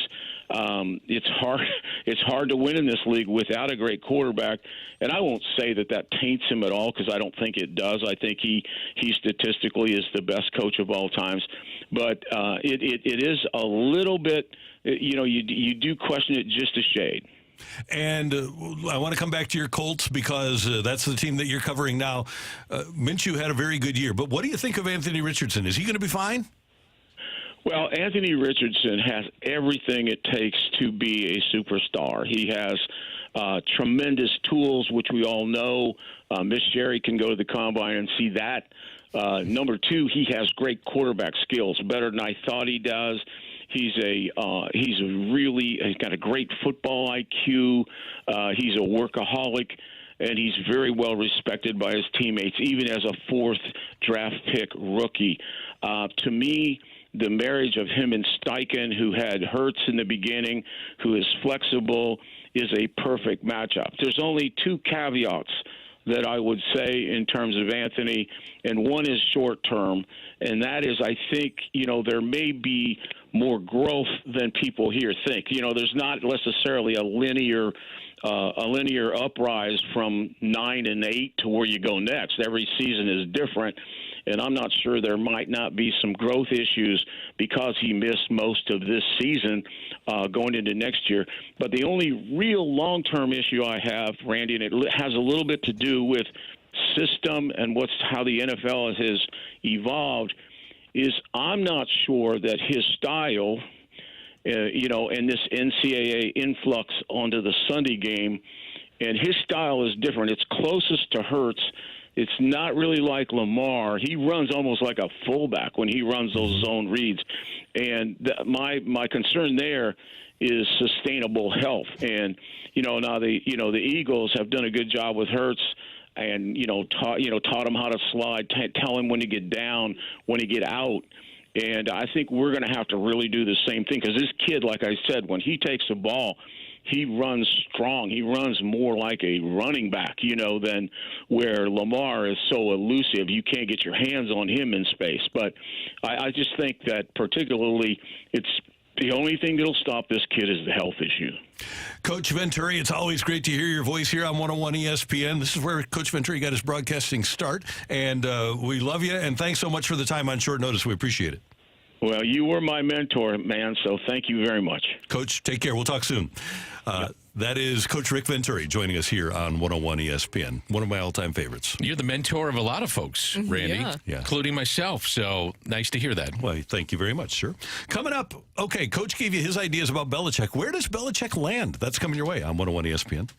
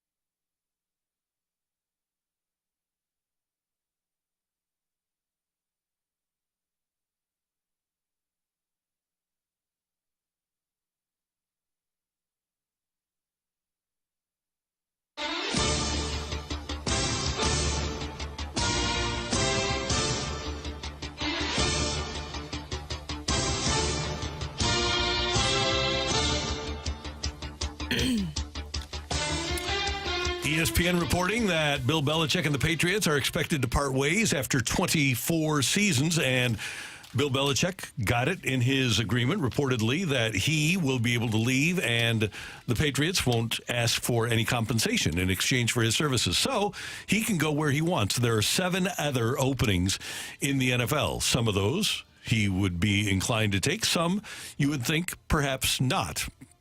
So the question becomes, if you're to predict where Bill Belichick lands, what's the spot? Is he Hollywood? Is he Hollywood?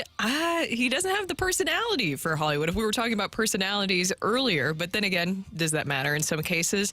To me, at first, when we were discussing this, I thought that the Chargers would make a lot of sense for him.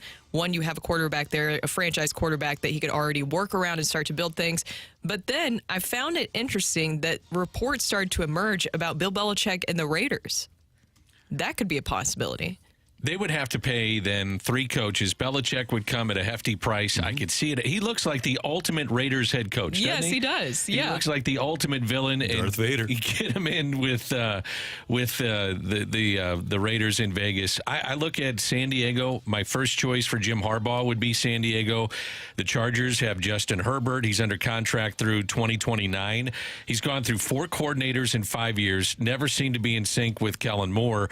The Chargers, though, have to cut $35 million to become compliant with next year's cap. They have the 5th and the 37th overall pick.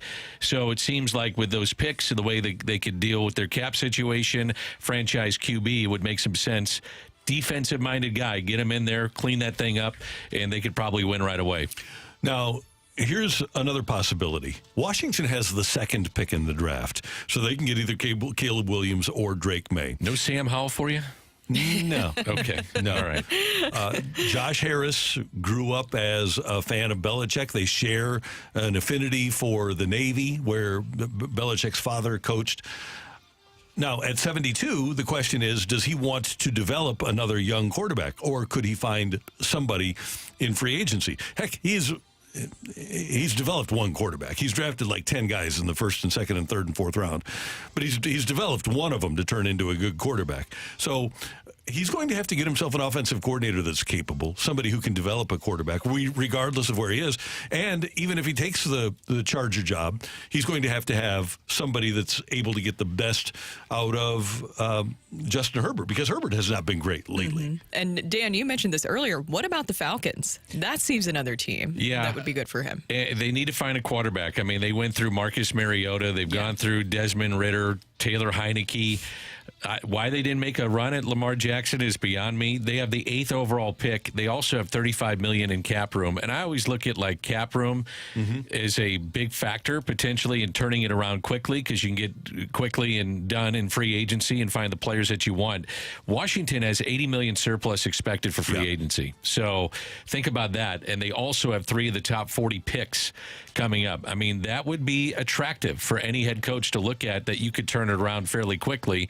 And at the age of 72, be honest, he's on limited time in terms of being a head football coach in the National Football League, I would think. And so you got to turn that thing around quickly, and that might be one of the places you could do it. Okay, let's look at some of the others. Tennessee, born in Nashville. Does he go to Tennessee? I don't know if I could see that exactly happening with him. No. The former Nick Saban protege, quarterback, Bryce Young, is the quarterback of the Carolina Panthers. Does he go to Carolina? I would look at him and say, I bet he would say that when you look at Bryce Young, he's not my guy. Yeah. And now, it's unfair probably to say that because it's been just 1 year, and maybe get him the right coordinator, the right situation, maybe switch the offense to benefit him properly like he was running at Alabama. But no. Thing is, Nick Saban sold him on Mac Jones, too. Exactly. Right? So that's a problem. Seattle, probably not, right? No. Just doesn't make sense. Who am I missing here? Washington? That's it. You got Seattle, Atlanta, Vegas, Carolina, the Chargers, Tennessee, New England. I would think that The Chargers, and by the way, historically, they have not been willing to spend for coaches. The Chargers, if they're willing to spend, I would think would be number one. I think the reason that people like McDaniels and Gruden have gone to the Raiders is because they get complete control. And Belichick has had complete control. I would think that would be the place where he knows he can get unfettered complete control. I would not be surprised if it wound up being the Raiders. No, and then also there's a possibility of other job openings coming up. Is there any teams that are entering the playoffs that you think could also be a possibility of having a job opening? Because then that will also further the discussion of where he could land. Mentioned it earlier. It's new era potentially. Well, with Pete Carroll going away, it's a new era in Bill Belichick. But you've also got Mike Tomlin, Andy Reid, and their futures have been discussed. That, you know what, maybe it's time for a switch with them because they want to move on. And I don't think that Jeffrey Lurie would want to give up the power that he'd have to give up in Philadelphia, but apparently Nick Sirianni, if he loses in the first round of the playoffs, could be on the hot seat too. Do you guys buy the fact that Bill Belichick said, I can walk away from player personnel and just coach? I can't. No, I don't either. What about Dallas if Mike McCarthy goes out this weekend? After the Parcells experience where he had power, Jerry Jones doesn't want to give that up again. So I'm not saying give it up, but go coach. I could see him. No, I really can't. No, Jerry's too patient and doesn't want to pay multiple coaches at once. Yeah, he held on to Jason Garrett a long time. Yeah, so I would think that McCarthy will be there. So I'm thinking Chargers 1 if they're willing to pay Raiders 2. Those are the two that I'm going with for Belichick. I'm going Chargers, Washington. Yeah, I feel like the Falcons still could be maybe a possibility, but I think Chargers and Washington makes a lot of sense too. And we're getting some texts in, one from the 314, where people are talking about the Bills being a possibility. Do they move on from Sean McDermott? Buffalo would never accept a Bill Belichick. They might move on from Sean McDermott, but they'll never accept a Bill Belichick there. Coming up, we're going to talk to Gary Pinkle. He is a close friend of Nick Saban. They were in school together, coached together, and the former Mizzou coach joins us next on 101 ESPN.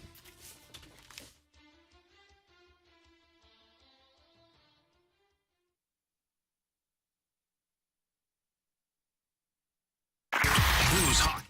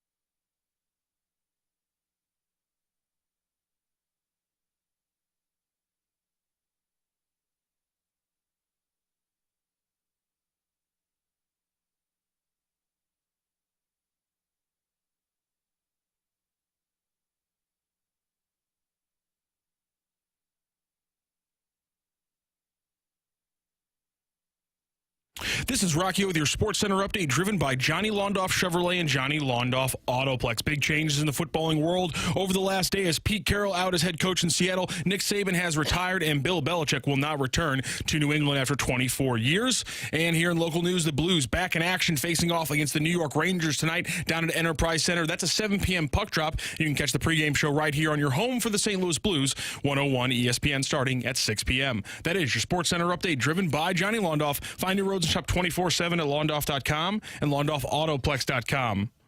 Are you kidding me?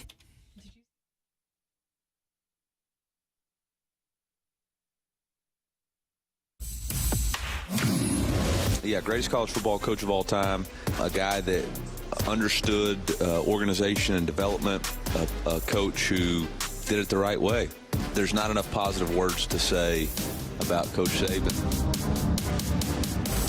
That is current Mizzou head football coach Eli Drinkwitz yesterday upon word that Nick Saban had retired from the University of Alabama. And in doing radio for 40 years, one of my all-time favorites in the state of Missouri is former Mizzou coach Gary Pinkle, who joins us on the Celebrity Line, has a long history with Nick Saban and is kind enough to join us on this morning after Coach retired. Coach Pinkle, it's always great to have you with us. Brooke Grimsley, Dan McLaughlin, Randy Karraker. How you doing this morning? I'm doing great. Thanks for having me on. You know, Nick and I played college football together, and been associated with him for a long time, and what a remarkable influence he had on the college football. Are you going to get some texts today? How do I handle this retirement thing? I better get some bonuses, man. I tried to turn that in, but I don't think he'd agree with that. I don't think he would be excited about that. Well, as you mentioned, you've known Nick Saban for a long time, and we've talked about him being one of the greatest college football coaches ever. What did you see in Nick Saban, even as a young coach, that showed you that his potential and how great he could be as a coach? Well, Nick, you know, he'll say he got a lot from Don James. You know, he worked for Bill Belichick, he worked for different people, but Coach James certainly had huge influence on him, as he did for me. We were graduate assistants together at Kent State, and you know, I remember sitting at the library watching the freshmen. But it was our job responsibility to do it. He looked at me, we looked at each other, and said, "We really want to get in coaching." You know, I'll never forget that. You know, as things turned out later on, you know, we such a good influence with Coach James that I think he said, "Just let's I'm gonna give it a try." You know, and I knew I was going to do that for sure, but his dad wanted him to go back and make sure he took care of a car business and stuff like that. So anyway, bottom line, he made a pretty good decision, and what remarkable influence he's had on every aspect of the game. And one of the greatest things about coaching is you're always coach. You know, he's might not be the head football coach here anymore, but one of the greatest things is you're always coach, and you're still all coach to all those players that you were part of for all your years of working. Coach Pinkle, were you surprised at all at the news that this transpired last night? No, I wasn't really. I thought it was going to happen sooner or later. You know, he's going on top too. You know, look what happened yesterday in all the football. Everybody's getting fired left and right.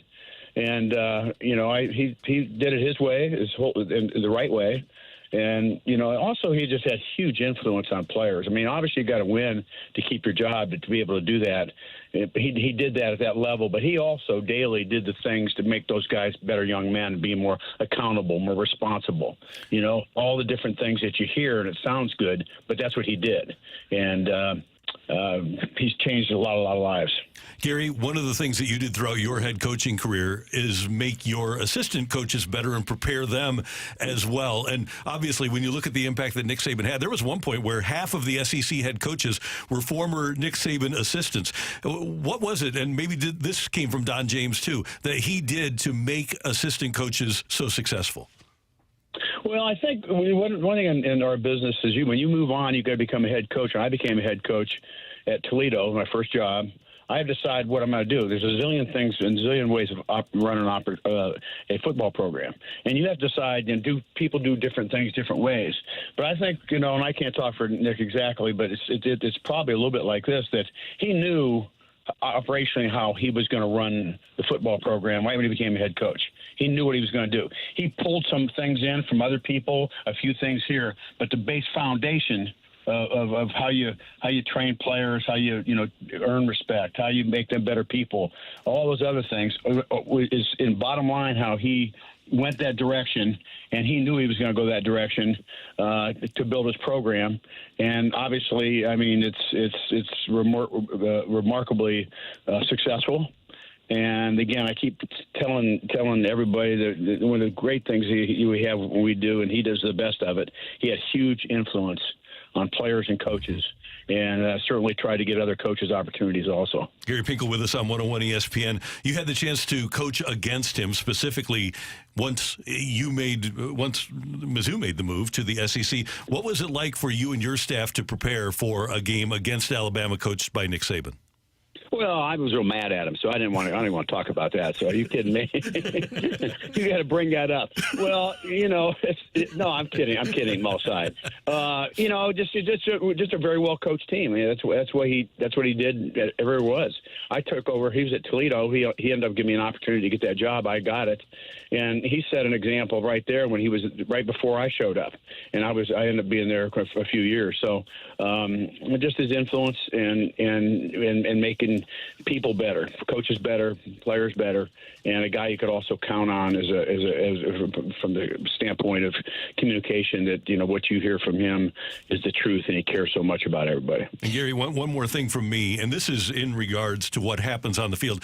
I thought that I think Nick Saban's idea about games and plays is so salient, because so often I'll read, well, this team did this 3 weeks ago, and that's what this team is. People try to define, and you guys talked about being remembered for November. People try to define a football team for different parts of a season. And one thing Nick said was every single play takes on a life of its own. And I try to look at football that way, because it really does, right? And every play, and that's the beauty of it. You have to run your organization, how you treat players, how you train players, how you do that with your staff. The offense, defensive things that you want to do, and all those things. You have a zillion decisions to make, but there's all method to the madness and how you do all those things. And he was the best of all. And I'm so very proud of him. But he the best college football coach that there ever was, and I don't know if anybody will ever get close again to even come close to breaking all those things that he did so well. 100% agree with you. Why do you think that now was the right time for Nick Saban to retire? Does it have anything to do with the state of college football, or was this just the right time for him? Well, first of all, he's older than me. I want to make a really clear point that he's older than me. Thank you. I don't know that. I thought about that interesting. I thought about that last night when I heard about this and got some texts from some other coaches and players.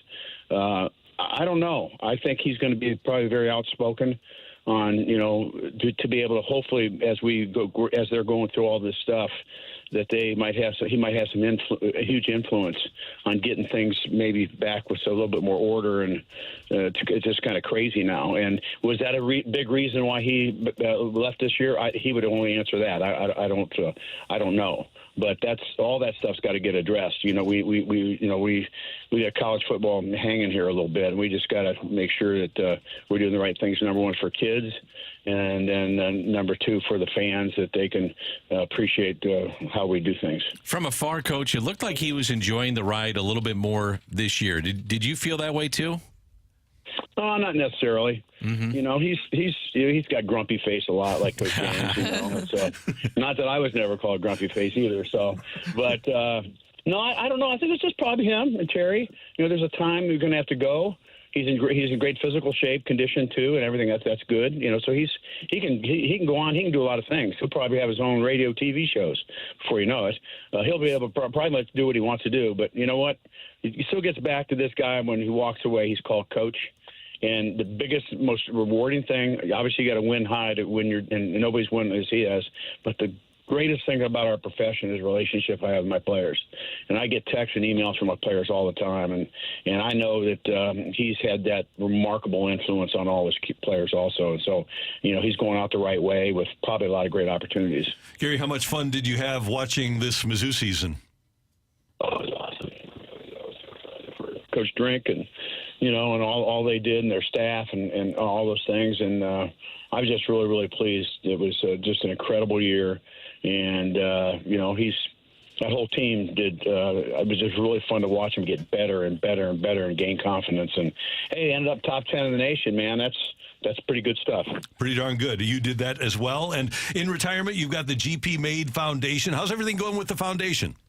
It's going good. We're doing a lot of different things. It gives me, when a few years ago, right after I retired, and my wife looked at me one day, and you okay? And I said, I miss my players. And I miss my players. You kidding me? Those guys, they drove me nuts.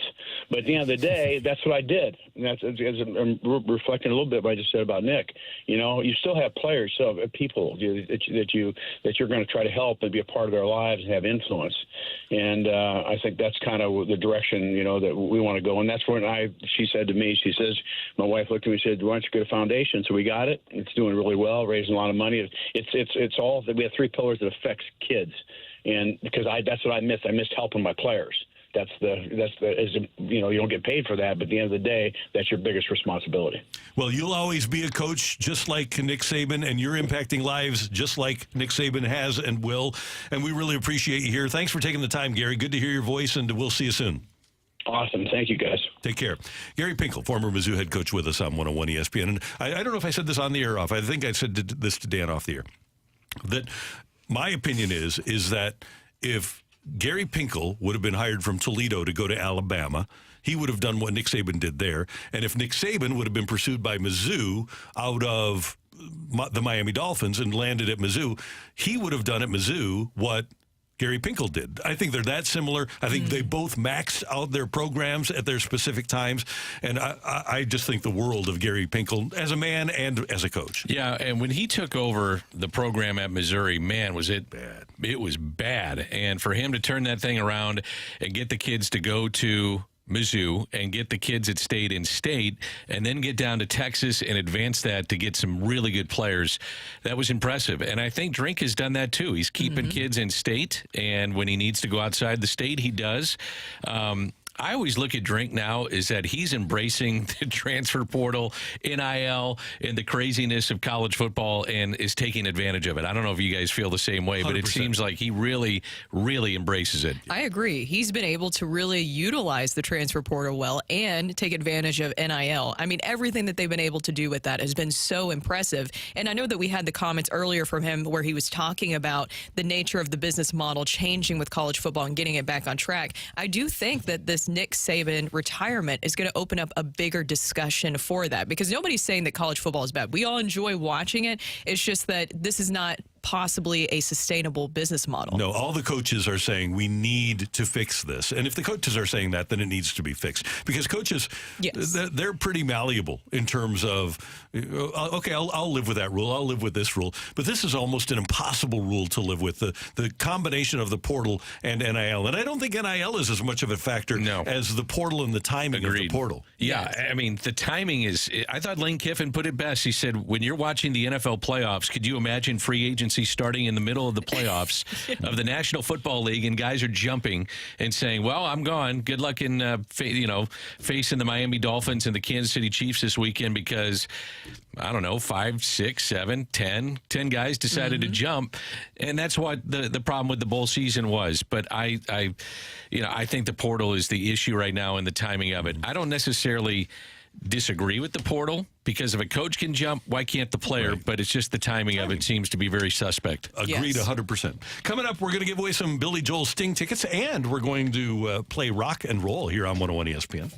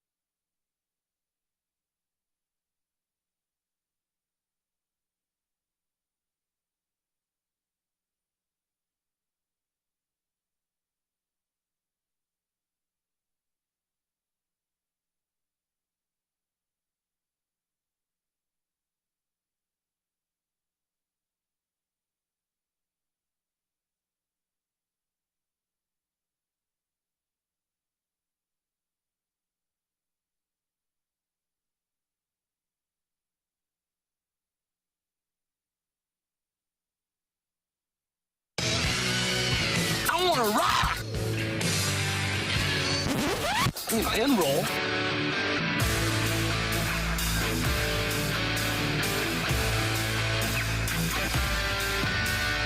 Let's rock. Let's rock today.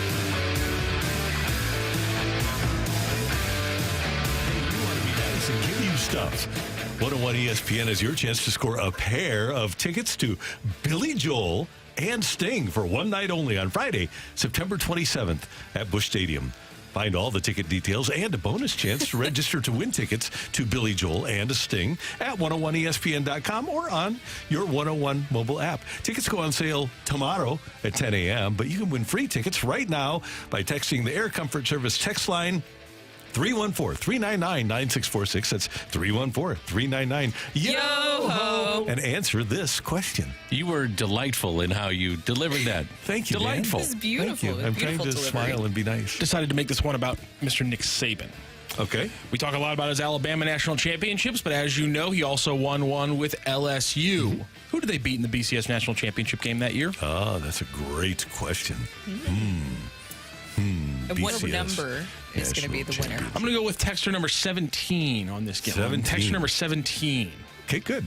Matthew, what do we have on the rock and roll? Brooke keeps making me put like actual numbers out there and not like just make arbitrary decisions. Like I like that person's response. Somebody it's has them. to know. Yeah. Why do they have to know? They have to pick. Why can't Somebody it just has to pick. Why can't it just be completely up in the air? I pick it, Brooke. Was there quarterback Zach making random Mettenberger decisions then, or was that? Oh no, that was not. No, that was 2003. It would have been. Oh no, okay, yeah. No, yeah. So it was well before Jamarcus. Oh, it was Flynn? No. Okay. Matt Flynn was like 09 or something like that. 2003. Get on the mic there. I can't hear you, do Matthew. both. I can't look at Can't this do computer both. and Okay. talk on the mic. They didn't build it. It's like I got to be here, but then I can't reach the mic on my but it can't be computer. there. So I can't get all the way over there. Sorry, I We'll asked the give you question. several mics. How about that? So I just have my Ryan Paralleau. Ryan Paralleau wound up at LSU because Chase Daniel. Actually, no. When Paralleau left, he committed to Texas, decommitted to Texas, committed to LSU, and then Texas called up Chase Daniel and said, "Hey, you want to come here?" And he said, "No, I'm going to Mizzou." I wouldn't have guessed this in a million years. Matt Mock? Matty Mock. Not our Matty Mock. No, yeah, but a different guy that wound up in the NFL. Yeah, Malik or something like that. I don't know how to say it. He played in the NFL a little bit. He's seventh round draft pick by the Denver Broncos. Mm-hmm. There you go. Okay. So now we can do. Yes, sorry about that. College football was freaking out yesterday, and one of my favorite things that came out of that was the report that you guys might have seen was there was an anchor in the Oregon area who said, my first ever broadcasting job was in Alabama, and I have a source that tells me that Dan Lanning is in Tuscaloosa. This obviously caused a big reaction from Oregon fans who went to Twitter to start a Spaces. Now, Spaces, if you don't know, it is a thing where you can jump on Twitter and create this little radio show right there on Twitter, and anyone can join. Well, the Oregon fans were having their Spaces, and things were getting a little bit testy, and a not Oregon fan jumped into the Spaces and decided to let people know this is, in the middle of this clip, you'll hear UW wide receiver Roma Dunze jump into the Oregon Spaces. All right, brother. We tired of you catching passes, bro. It's time for you to go, man. I ain't gonna even lie. Time for you. Take your ass. Oh, no. Y'all better be nice to me. I might come back for another year just to do it. Rome jumps into the Oregon fans and say, listen, if you guys don't start acting a little bit nice, I might just come back this year and do it to you again. He has committed to the NFL draft. But I like college football's players having more personality. As much as I love the history of guys like Pete Carroll and Saban that ran their program extremely well, I kind of like it when college players get a little bit out there and have the personality of being a 19 or 20-year-old kid. And Dunze is an incredible player. He's been a blast to watch, and he absolutely murdered Oregon every time he touched the field against them. So I like him just messing with the Oregon fans. In the day and age of NIL, you should take advantage of having your personality and putting it out there if you're a player. And I know that we've talked about that, where you do worry about maybe things being taken out of context, but then you also have a chance to create your own narrative and control the narrative too by just having some fun. I mean, I'm sure that helps with a lot of NIL deals. Control your brand. Exactly. It's easy to do and control the narrative, yeah. And have fun. Make it fun. Yeah, I love seeing Brady cook and all the stuff that he's done with NIL. Luther Burden, you see him on commercials. I feel like Luther Burden's personality has grown so much, and he's gotten more comfortable with media. Okay, so if we're going to make a choice on who is the Alabama next football coach, who are you going with? I'm going Dan Lanning. Dan Lanning now makes a lot of sense just because there's so many reports about it. But my first initial reaction was Lane Kiffin. I actually thought of that too. No way. No, used to coach for him. Lane Train. Also, Lane Come on Train. home. Didn't they have a whole thing at the end of that one season where Kiffin had been there the entire year, but he wasn't with them for the playoff game? Yeah, but that was so that because he was leaving. Yeah, that was a Saban thing. Okay. Yes. Well, I'm going to go with Dabo. Dabo makes sense, but to your point earlier, he better get on board with the transfer portal and NIL. Right. And if he doesn't, then he wouldn't be the right guy for the job. Are you concerned about Drink? I actually thought about that one too. We got a lot of texts. Saying Eli to Bama. I'm not worried. I think if this was 2 years from now, I'd be terrified. Yeah, one winning year is probably pretty hard to sell to Alabama. But the way he recruits and as active as he is in the transfer portal, and he's an SEC guy. SEC guy. I don't think it would happen, but it would be on my list of maybe 10 guys I'd look at. You know who's out there who's won a national championship and has SEC and Alabama ties? Jimbo Fisher. Yeah. That situation, though, in Texas A&M was a mess. It's always a mess. I mean, it was a mess.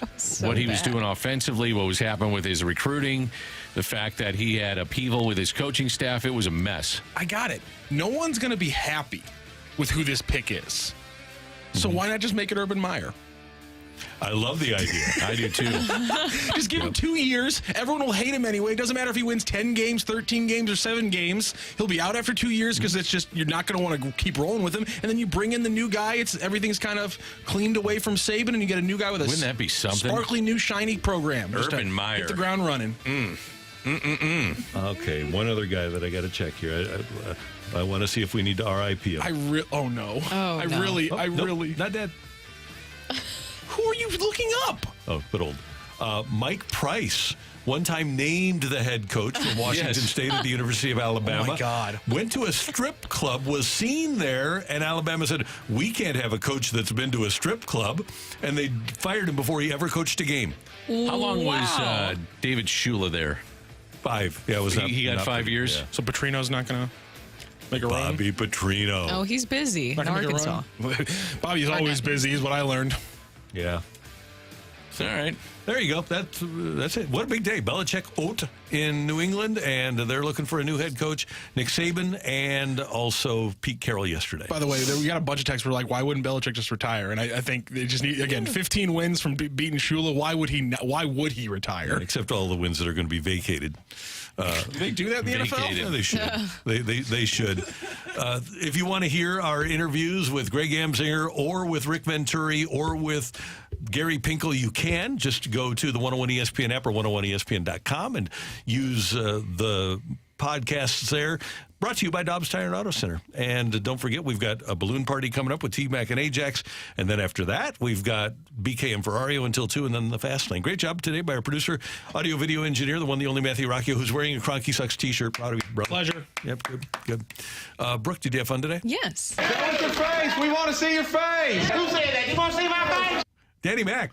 Always have fun. Danny, was I nice enough in the final segment? I was worried about you at the beginning of the show because of the Belichick dislike that you have. And I thought, he's going to have an edge to him. And I thought you were great, as always. Thank you. You were great, as always. I think Coach Venturi helped round off the edge a little bit with some positive Belichick thoughts. Yeah, right.